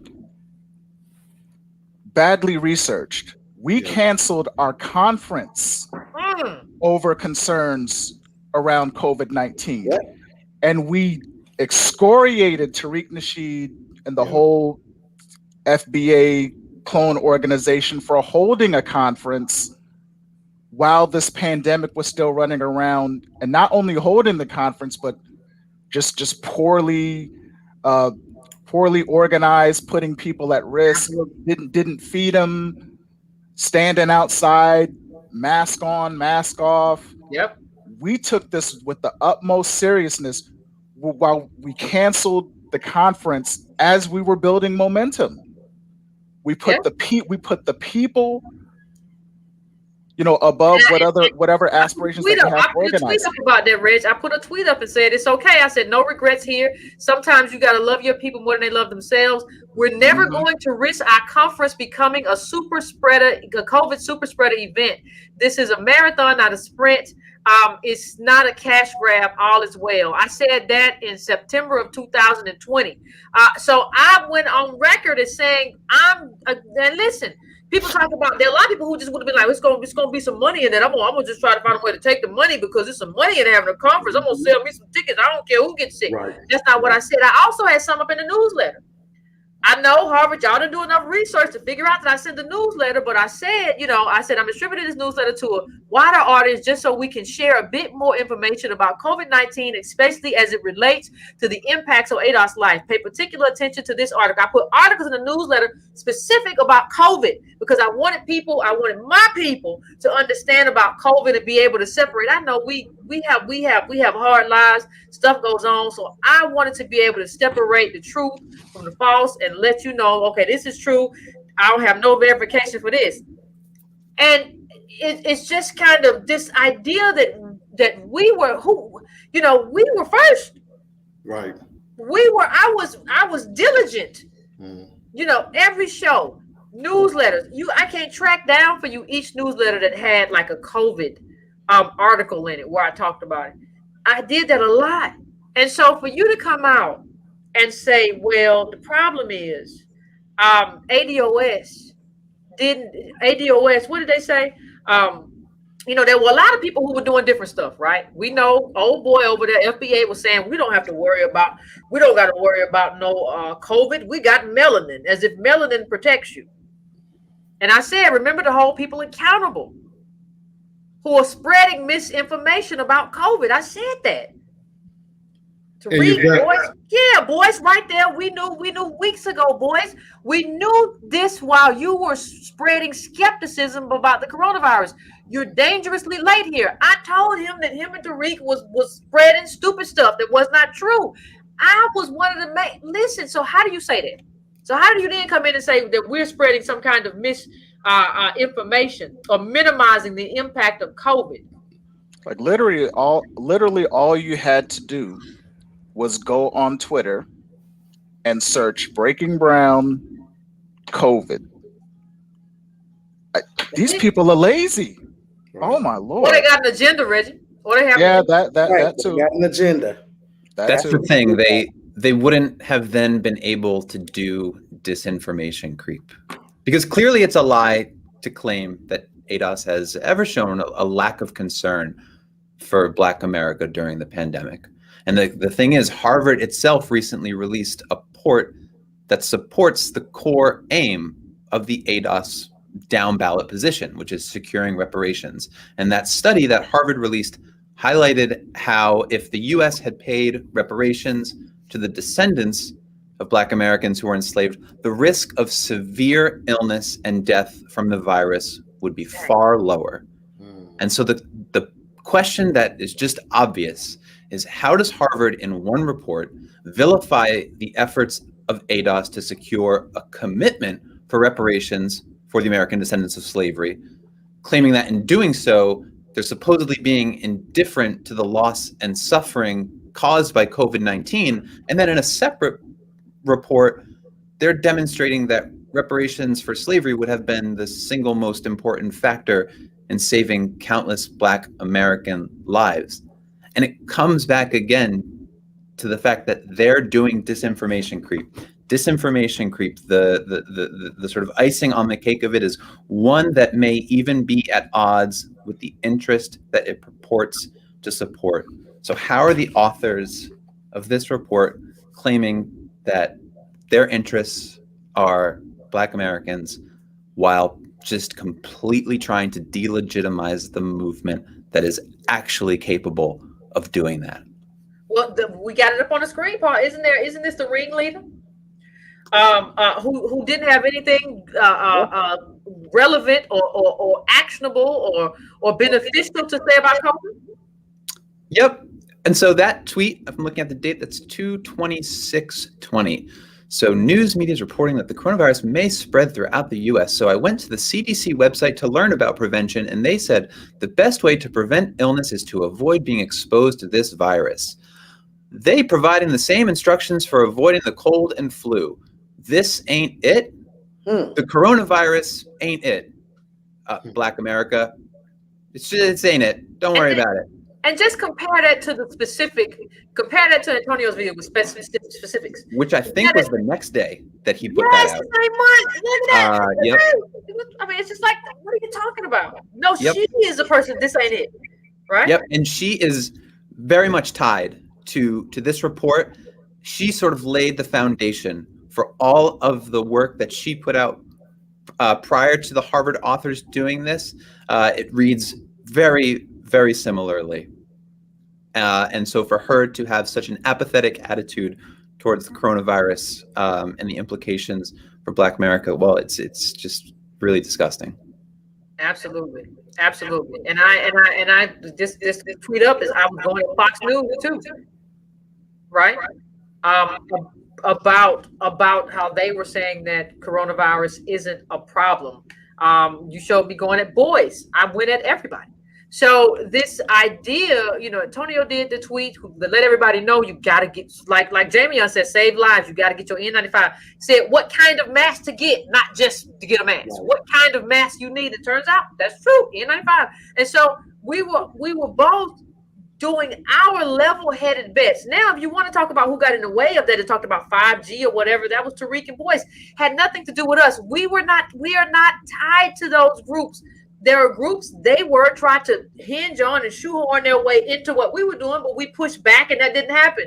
You have to do your research, or else you're getting into really, really bad kind of territory in terms of what you're saying about us, because you have a list here that is absolutely not true and it is extremely problematic. So I just want to give y'all the chance to say, to give some last words and talk to the family about, what's happening, all that stuff. Jamie, you have something to say?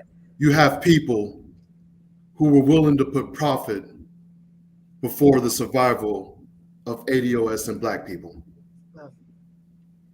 There's no other way to put it. True. They're either trying to sell a conference or they're trying to sell flashcards. Look who's advocating for us. Tone was out early. Yvette was out early spreading the information. That in and of itself, you don't even have to go further with that. That in and of itself speaks volumes. I'll just leave it at that. Absolutely, fam. Anybody else have last words? Yeah, I just want to say that thanks to Antonio Moore in that broadcast, because at first I was looking at like, is this real or is this some more, foolery from the government? I don't know what's going on. I was so confused about it. But when Tone went live, that was the point that made me look like, wait a minute, maybe this is Might be something to this. So I hopped online and my whole family was laughing and thought I was being extra and this, that, and the third. I said, Tone did a whole show. He said, blah, blah, blah, blah. I was able to order N95 masks. I ordered so many of them that I was able to share them with my other family members. When they were still available for purchase, because they sold out quick. They didn't get any. So by the time they really realized that I was right, because listening to Tone's broadcast about it, they didn't get a chance to get any because there weren't any anywhere. But I had ordered so many, I was able to share them. And I appreciate Tone for that. And I'm here to say, ADOS knows that COVID is real. It's not a hoax. I know that it's real and it's not a hoax. I lost my old man to it in November. And 2 days after he passed away, I was diagnosed with it and I almost died from it. It's real. And ADOS has always taken the position of seriousness where COVID is concerned. Like Yvette said, we were so hyped up and wanted that conference, and even those of us who thought we still should have that, and Tone stood on their square. No, fam, we ain't doing that. We'll get back to it in due time. But right alive and breathing, and condolences to you, Marvina. We happy that you're here with us, and we happy that you were able to survive it, because y'all know you do the best you can with the masks, but ain't nothing foolproof. Ain't nothing foolproof, and that's kind of what you run up against. So I'm gonna let the last words of Reggie, Paul. Y'all have any last words before we move on and answer some more questions from the people based on this survey we took? Yeah, I would say a lot of this is not only laziness. They have a hidden agenda. It's work avoidance. A lot of it is just, you just come to the source. Yvette, ain't your DMs open? Always. Like my DMs are closed. Y'all can kiss my black behind, but Yvette's DMs are open. Editor at Breaking Brown, everybody knows how. Everybody can reach Yvette from the layman all the way up to the White House. The DMs are open. So if you have a question like, Yvette, what's going on here? Yvette, what is this? Yvette, what is that? No, some random account online hurt my feelings. Now ADOS is trash. Yeah, that's really what this comes. That's really what a lot of this comes down to. You release a whole report and you don't talk to neither one. We have two founders of this movement. You didn't try to reach out to either one of them. Nope. A lot of the media is guilty of this as well. Absolutely. And even when you look at the media, and even when you look at a lot of Jam's work, it says, we believe, it is believed, it has been suspected. We suspect this. Language is important. But yeah, language is important. Didn't the Russ Contreras article they had to retract that because Russ Contreras is working with Jam, whatever her name is, and they had to retract some stuff that they put in the AP about us because it was wrong. And so we reached out to, and Tony and I reached out to the AP and said, this is absolutely wrong. And they had to write an explainer, and the managing editor apologized. Listen, y'all are gonna let this Jam person get y'all in a bunch of mess, because you cannot substantiate any of the stuff she's saying, because she has an axe to grind that goes back over a year now, in terms of what she wants to do and how she wants to do it. And I have a question about like where she's getting the funding for that, but apparently nobody wants to ask about funding except for me. But we need to ask about some funding for some other people who seem to be on a mission to destroy a reparations movement. And that is extremely problematic. But you're exactly right, Paul, in terms of exactly what is happening, right? So we have to get on top of that. And we're on top of it now. We here, we ain't going nowhere. So best of luck to everybody who come to destroy us. and again, when we look at Jam, what she anchors her so-called research and work in is based on the work of a certain musician who shall not be named, which again, when you go back to Farrah Stockman's article in the New York Times, she searched high and low, talked to everybody, including that man, and she said a lot of people claimed that there was some nefarious right-wing connection.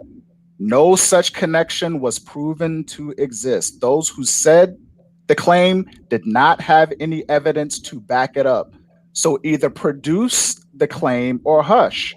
Show me the check that we got cut from the right wing. I've been waiting on it. Everybody accused me. I said, show me the monies. And like my check from Vladimir Putin, it didn't clear. It's not in my bank. So I mean, if y'all can find the money, I'll take the money. Let me tell you, when they were accusing us of being Russian bots, Reg, let me tell you something. I went so far as to go to my PayPal to make sure I couldn't take what they got, rubles or whatever it is. I don't want to take that kind of money. I don't want that money. Don't send no kind of ruble or nothing this way. It's got to be a US dollar. So I think we absolutely did all that. And I want to thank you. I want to thank you all for being here as like real people, not bots. And I want to thank you all. Nobody knows about your contribution. All of you have made significant contribution to the work that we're doing. I want to thank Paul Sowers specifically because of your rebuttal to Harvard, which will be available Monday, fam. So Monday, please, please, please, please, please, fam. I'm gonna do another call to action, but please, Monday, fam, go and download that rebuttal. It'll be on our website, and send it to the people that we need to have it. Send it to the people who have been propagating this stuff. Send it to people who need to know what ADOS is really about, as opposed to what they keep smearing us and trying to say we're about. We need to take control of our own narrative and our own story, and sharing Paul's rebuttal is a great way to do that. So I want to thank all y'all as we're about to transition to some questions, because it's a town hall, so I want to hear from the people. But thank y'all, fam. Thank you. It's a real honor to be here with you. Absolutely. Thank you, fam. I appreciate you.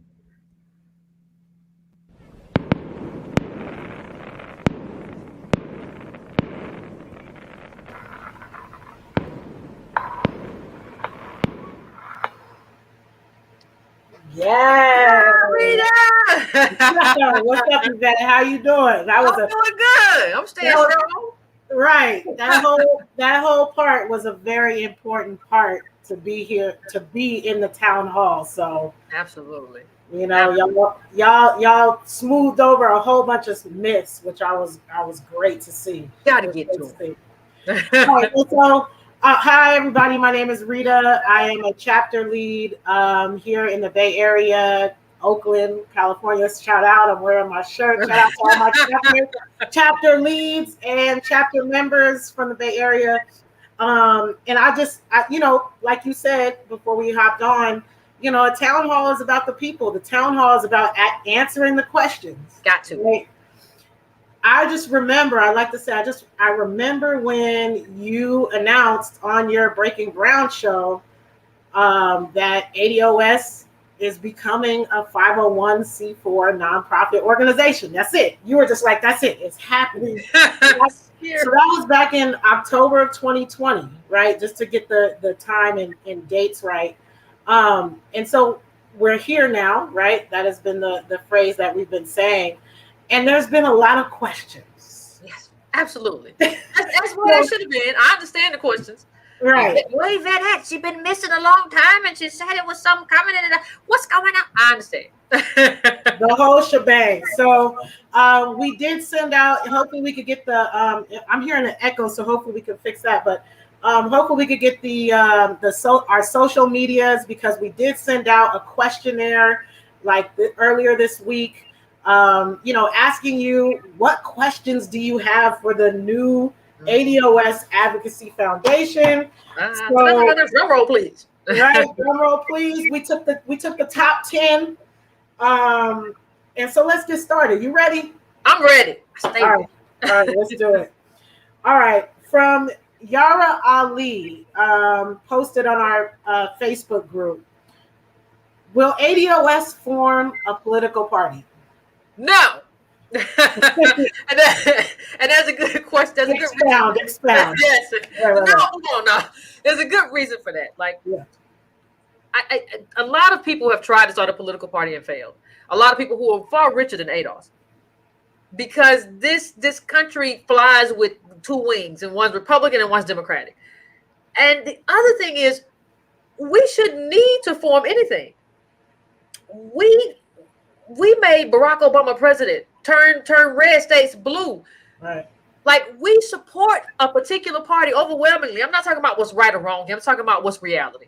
We support the Democratic Party overwhelmingly. The question then becomes, why can't this party that we support and we give our votes to meet our needs? And what do we have to do to ensure that this party actually meets the needs of us? We're talking about ADOS in terms of Native Black Americans, whatever you want to call us, and we're talking about a transformative Black agenda for all people. You're not, so you don't want to talk about reparations. You don't want to talk about anything that we need. Well, that means we have a problem with the people that we vote for. And we need to figure out a strategy. Our strategy last time was Democratic down ballot, but not enough people decided to get on board. Everybody's like, oh my God, I just can't do it because I'm so scared. So I feel like, looking back, a lot of people feel like they should have got on board though. Right. I think so.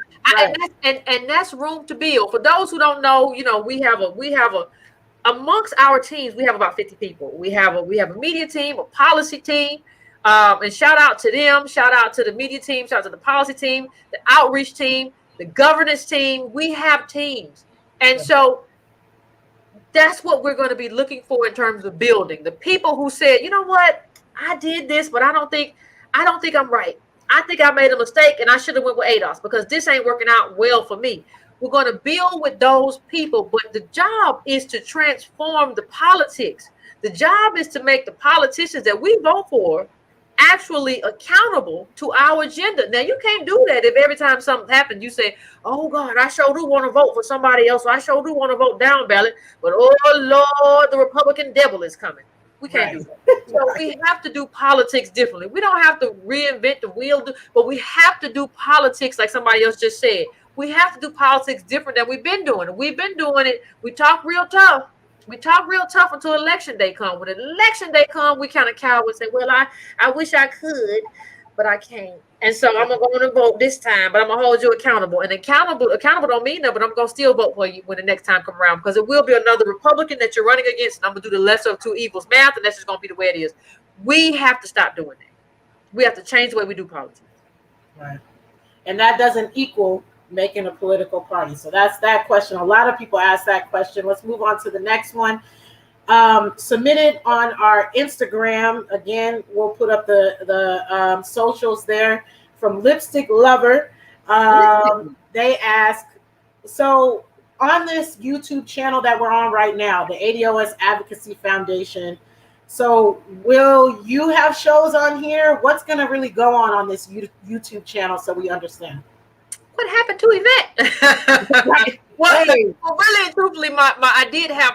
It was just God. I mean, for me, for y'all, I accept all my people, whether the Muslim or atheist, I love all y'all. But like, my equipment broke. Like, it was just like everything broke at the same time, and so that kind of left the window open for me to do stuff that I needed to do for the org. Now, in terms of YouTube, ADOS's YouTube is ADOS the org, ADOS Advocacy Foundation. That's that YouTube. Right. And that's where all the money goes, or any donations or whatever the case goes there. My Breaking Brown YouTube is my YouTube. So we're separating those. You can't have those intertwined anyway. You're going to get a lot of trouble. A lot of people go to jail over nonprofits. You're going to go to jail. You start trying to intermingle and twist things, don't go together. So those things like them PPP loans. Trouble, not good trouble. So I think people understand I will be coming back to my YouTube. And I'm sure I'll be making appearances on the ADOS Advocacy Foundation YouTube as I am now. But everything on this YouTube and all the money and all the donations goes to the organization, to the foundation, and what we're trying to do. The other one is just still mine and mine alone, just like Antonio has his and his alone. But this one is a standalone, right? So we just have to have that separation. You want to separate all the money and all of that kind of thing. So thank you for that. And we will have I think the call to action, we will have the information to donate, to jumpstart the foundation. So we'll have that kind of after this Q&A. Next question. This one was good, from Joan Arlu, right? She asks, why didn't y'all push Biden and the Democrats to provide specific economic relief for ADOS and Black people during the first 100 days? And a two-parter, and what are you going to do to pressure them before the 2022 midterm elections? Well, that is a good question. I was busy, Joan, or whatever. See, the thing was, I initially said, like, we need to pressure Biden in the first 100 days. Yeah. Then I realized we don't have a lot to pressure Biden with. We don't have an organization. We haven't formed anything. Yes, we've done the paperwork, but that's not a structure with actual people, with actual human people who are doing work. And then we don't have any rules of the road. And because we didn't have any rules of the road when we first tried to start it, we had a whole bunch of hubbub. We had a whole bunch of kerfuffle, if you will, with people who decided they were going to jet. Well, I want to do this, and I ain't got to say nothing to take the order from nobody. Vet don't tell me nothing. So I said, we have to have rules. And shout out to everybody on the governance team. Shout out to y'all. Y'all have really gone above and beyond in terms of bylaws, in terms of standard operating procedures. Shout out to all the teams. We had to figure out how to build a structure to do the work that needed to be done. And so when you haven't seen me on YouTube and since March or whatever, part of what I've been doing here is having meetings every weekday, right, with the teams about how do we do this, how do we create that. And I want to shout out to all the teams, because teams don't get paid. This is a labor of love for y'all. Y'all show up and y'all do work. I mean, policy team, Aisha, all the fam there, Reggie, all of y'all, we're up. We stay 5 hours, right? Same thing with the media team. Been meeting every day. Y'all been doing it. You know that, you there. Like, so it's just like, shout out to all of y'all, but we had to form these teams. We had to take applications. We had to figure stuff out, and we're still figuring it out. But you're only as strong as your foundation. And so what we've been figuring out these last few months is how to put together a strong foundation, how to find a strong group of people. Who do we include? Who do we exclude? How do we do it? So the reason we didn't go at Biden is because our foundation wasn't strong. But we're here now. Yep. And before you answer the second part of the question, I believe in the chat, we're putting a link to, if you want to join any of the teams, there should be a Google form going across in the chat. So the second part of the question, is the foundation going to pressure for anything for the 2022 midterm elections, or? Well, I think we'll be able to pressure politicians in terms of our agenda. So I think we'll be able to have that up, to have the website, and be able to kind of give people and do our own advocacy and have our own call to action. So we're moving in that direction. Awesome. And I think you said hopefully the website will be up with the Harvard rebuttal Monday, absolutely, on Monday. So the agenda is up there and everything's up there. Look for that. All right, on to the next question. This one gets asked a lot, and I feel like we'll probably have to keep answering it. Again, a lot of these questions were asked by a couple people. By Jeffrey on our Instagram, he says, or she says, how do we get Black celebrities like Oprah and the others to understand reparations for slavery and beyond, and really use their platforms to really talk about it? Oh, Jeffrey. we gotta talk about celebrity. But the thing is with celebrities is that they're used to being on top. I'm not saying celebrities are bad. Please don't misquote me, people, because people the Yvette said celebrities is trash. But I mean, they're used to being on top. They're used to taking leadership, and there are some exceptions, right? We've dealt with that. Well, there are exceptions, but when you get involved with them, what usually happens is that they take and go a different way, right? Because they have more momentum and they have more celebrity. They can get on TV shows, and everybody wants to be a justice person now. Everybody wants to be on the side of social justice now. And so what we have to do is become big enough where celebrity understands that you're joining a movement. A movement isn't joining you. You, celebrity, are joining a movement. A movement isn't joining you. We don't work for you. You are part of a collective uplift agenda. And I think what has to happen is we get big enough to people understand, like, when Belafonte was with King, he had to understand King has a whole movement here. I can't get in front of the movement and say nothing. Not that he ever wanted to. But we have to have it that big to where you understand that you're joining something big that already exists, and you will not lead this thing. The agenda that we have, right, and the hierarchy that we have will lead this thing, not you. And so I don't think we're there yet in terms of what we can command and demand of celebrities. And I think they may be tempted to use it for their own accolades or their own, aggrandizement. And that's not what we need right now. So not now. Not right now. And one of the comments in there, I don't know if you want to speak on it. I want to put you on the spot. I saw somebody put in there in the Go Along to Get Along gang. I don't know. That's Kwame Brown. I don't know if you want to put that in here or not. God bless him. God bless people who tell the truth, who are authentic. I ain't got no problem with authenticity.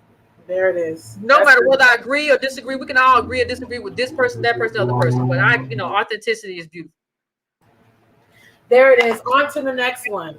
I think this is a good one too. Aston Bryant from the Questionnaire app Is it totally out of the question that any of the founders, yourself or Tone Talks, Antonio Moore, or individuals within the ADOS leadership will ever run for office in the near future? If Tone's in the chat, he can answer for himself, but the answer for me is no. I'm not a prostitute, and I don't engage in prostitution. Now, I'm not saying anything against sex work. Prostitute?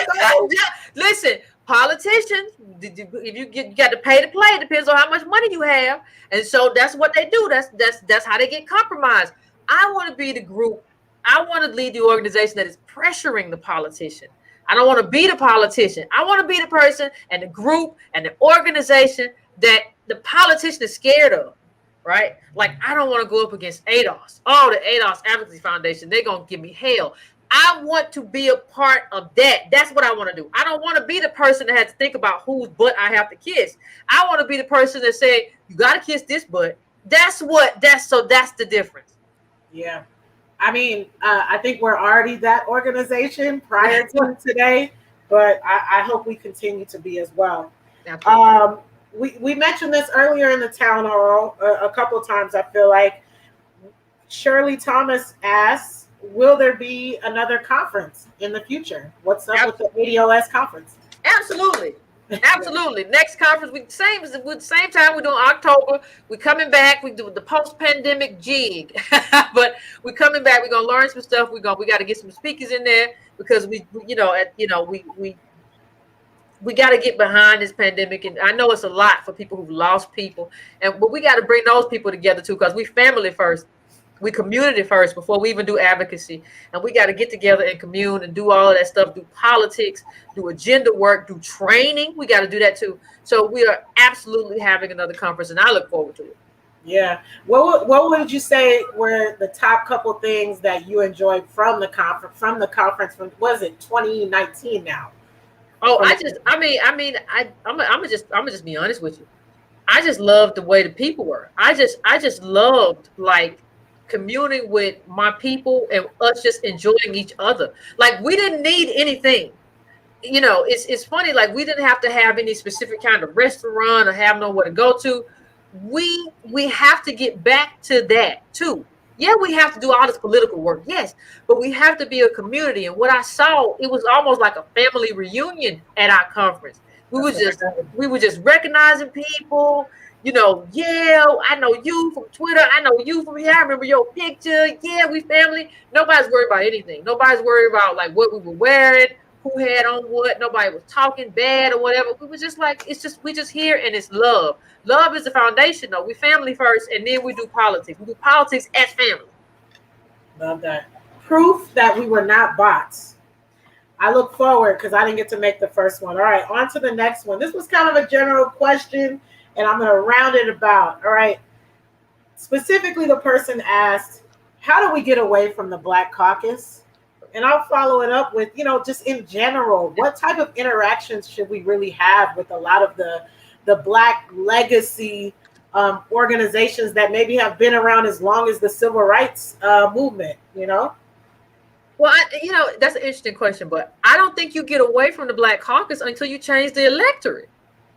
So the reason the Black Caucus gets to be lazy and not accountable to the people that they serve is because the people that they serve don't actually press them, right? And so I think what we're doing in terms of our political education and advocacy is giving people the tools to hold these people accountable, to show them, hey, this person is not doing XYZ for you. This person is not doing what you need. You need reparations, a transformative Black agenda. This person is nowhere on the field of battle for what you need. And so the electorate has to change. And when people say, oh, it can't change. No, we changed the whole conversation as ADOS in 3 years. It absolutely can change. It absolutely can. And we have to do the work. We are the standard bearers here.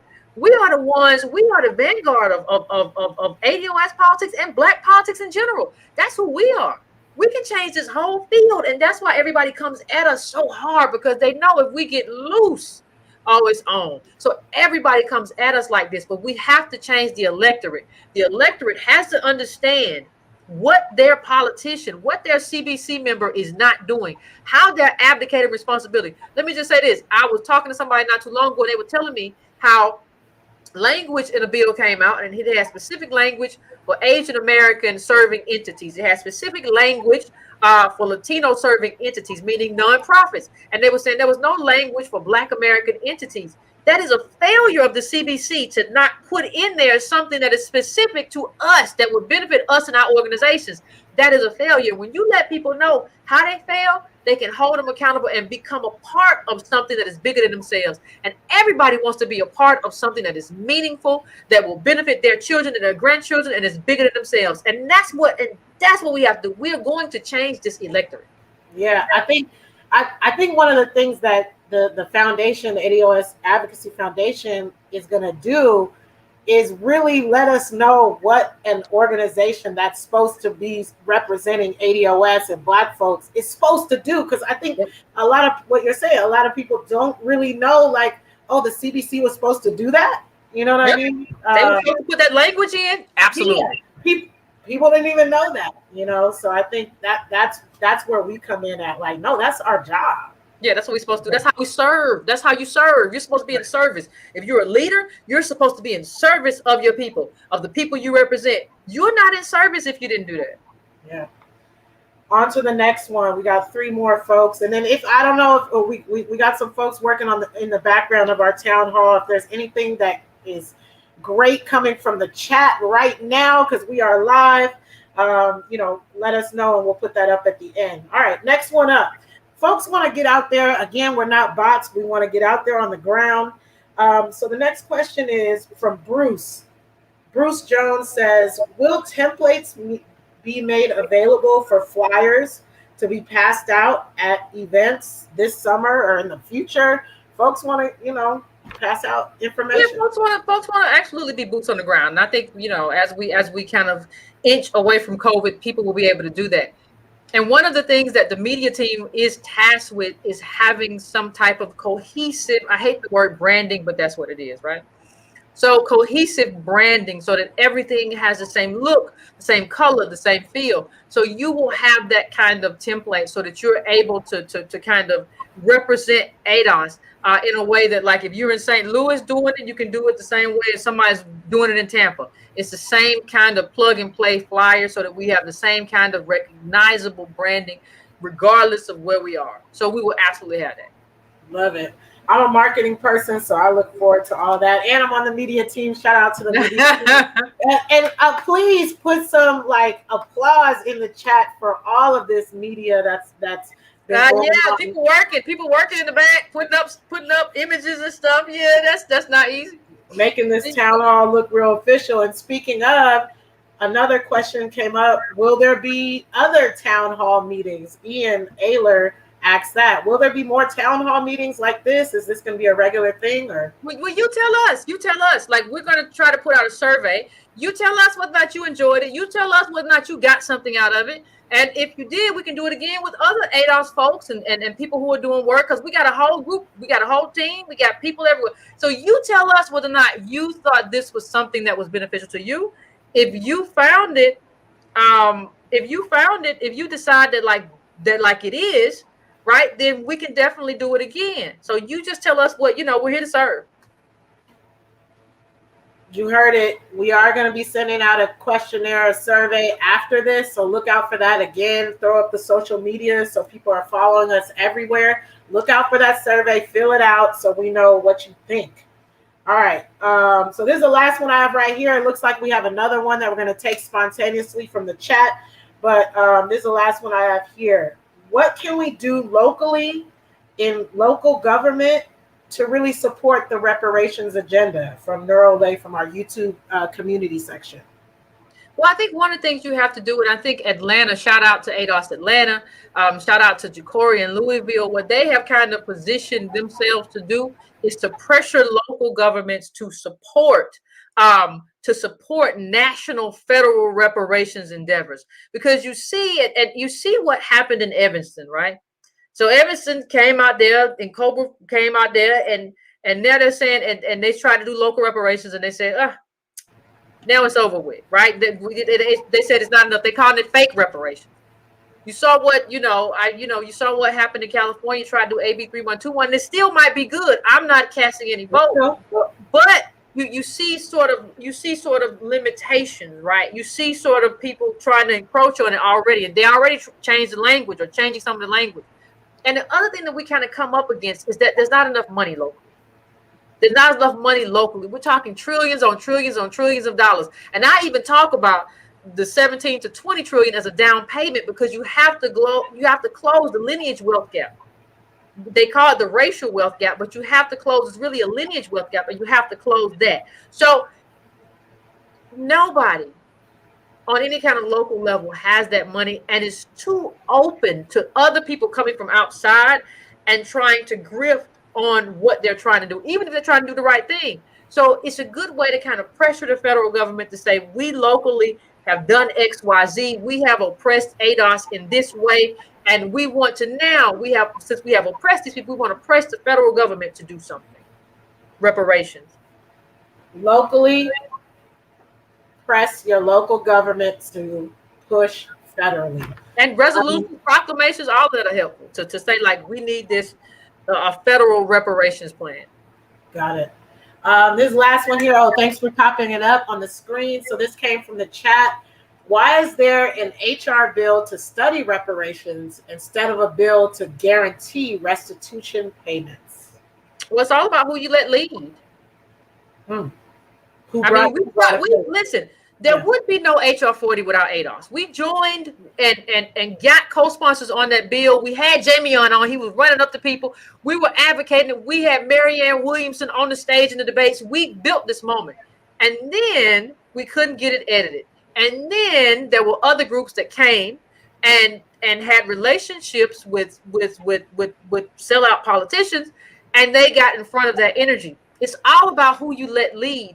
And we have people in leadership positions who are more inclined to grift for individual uplift as opposed to getting together to move for uplift for the whole group. Mm-hmm. And as long as you let those people listen, there's nothing I can do about who ADOS America lets lead, or Native Black Americans, however you want to frame that, or descendants of U.S. descendants of chattel slavery. If we can't let those people lead, because they want cameras, they want the grift, they want the attention, they don't want the work. And it's easy to just have this little bill that's only a few pages long, looks like it's written by high schoolers, and say, this is what we want. We're beyond the study. We have enough books, we have enough data, we have enough information about what we built in this country that we don't need no more study. We need payments and protections over generations, not a one-time payment. Don't fall for that one-time payment stuff. It took longer. It took generations to oppress us and rob us of everything, and it's going to take a while to get all of that back. And they have to keep pouring resources and money into that until we close that lineage wealth gap. ADOS Advocacy Foundation, we here now. We took your questions. There was over like 115 of them. Quick. Yeah, there was so many. So thank you so much. Hopefully we'll keep answering the questions. Let's get to the call to action. Thank you so much for that. Thank you, Rita. I appreciate you. All right.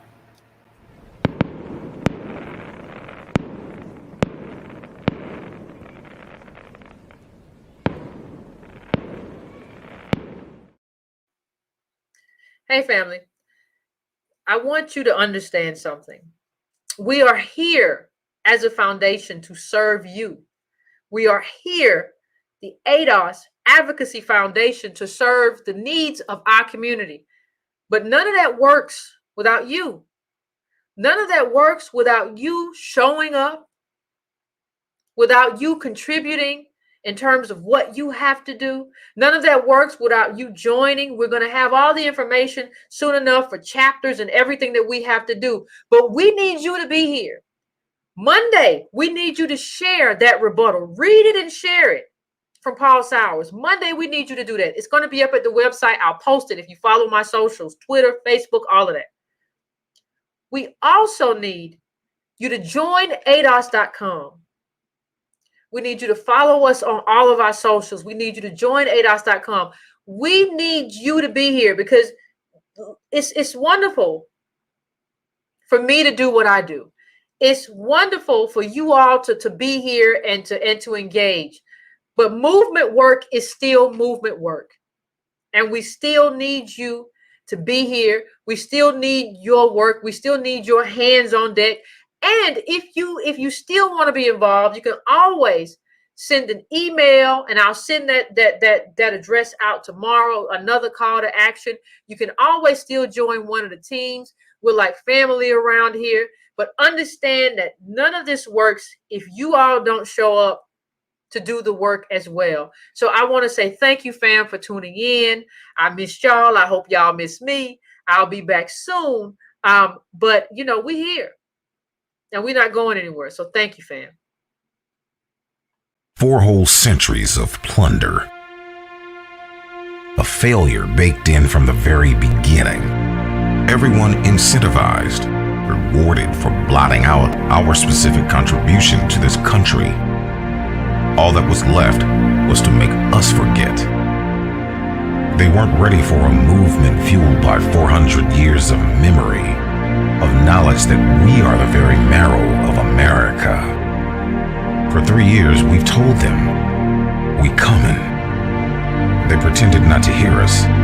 Now we rise and roar as one, and they will not be able to ignore us. But we here now. Our data-driven advocacy is going into overdrive. Our organization grows out of the grassroots movement to defend against efforts to make us feel that our hardship is one without any unique history, that the forces constraining our community are common to all, that the sources of our suffering are the same, and that our fate here is undifferentiated from others. None of these are true, and the organization is here to deny those attempts to rob us of what we have in our fight, the certainty of who we are and what we are owed. It was built to amplify your refusal to ever forget, or to ever negotiate the sum of what we alone have been made to endure while building and bettering America.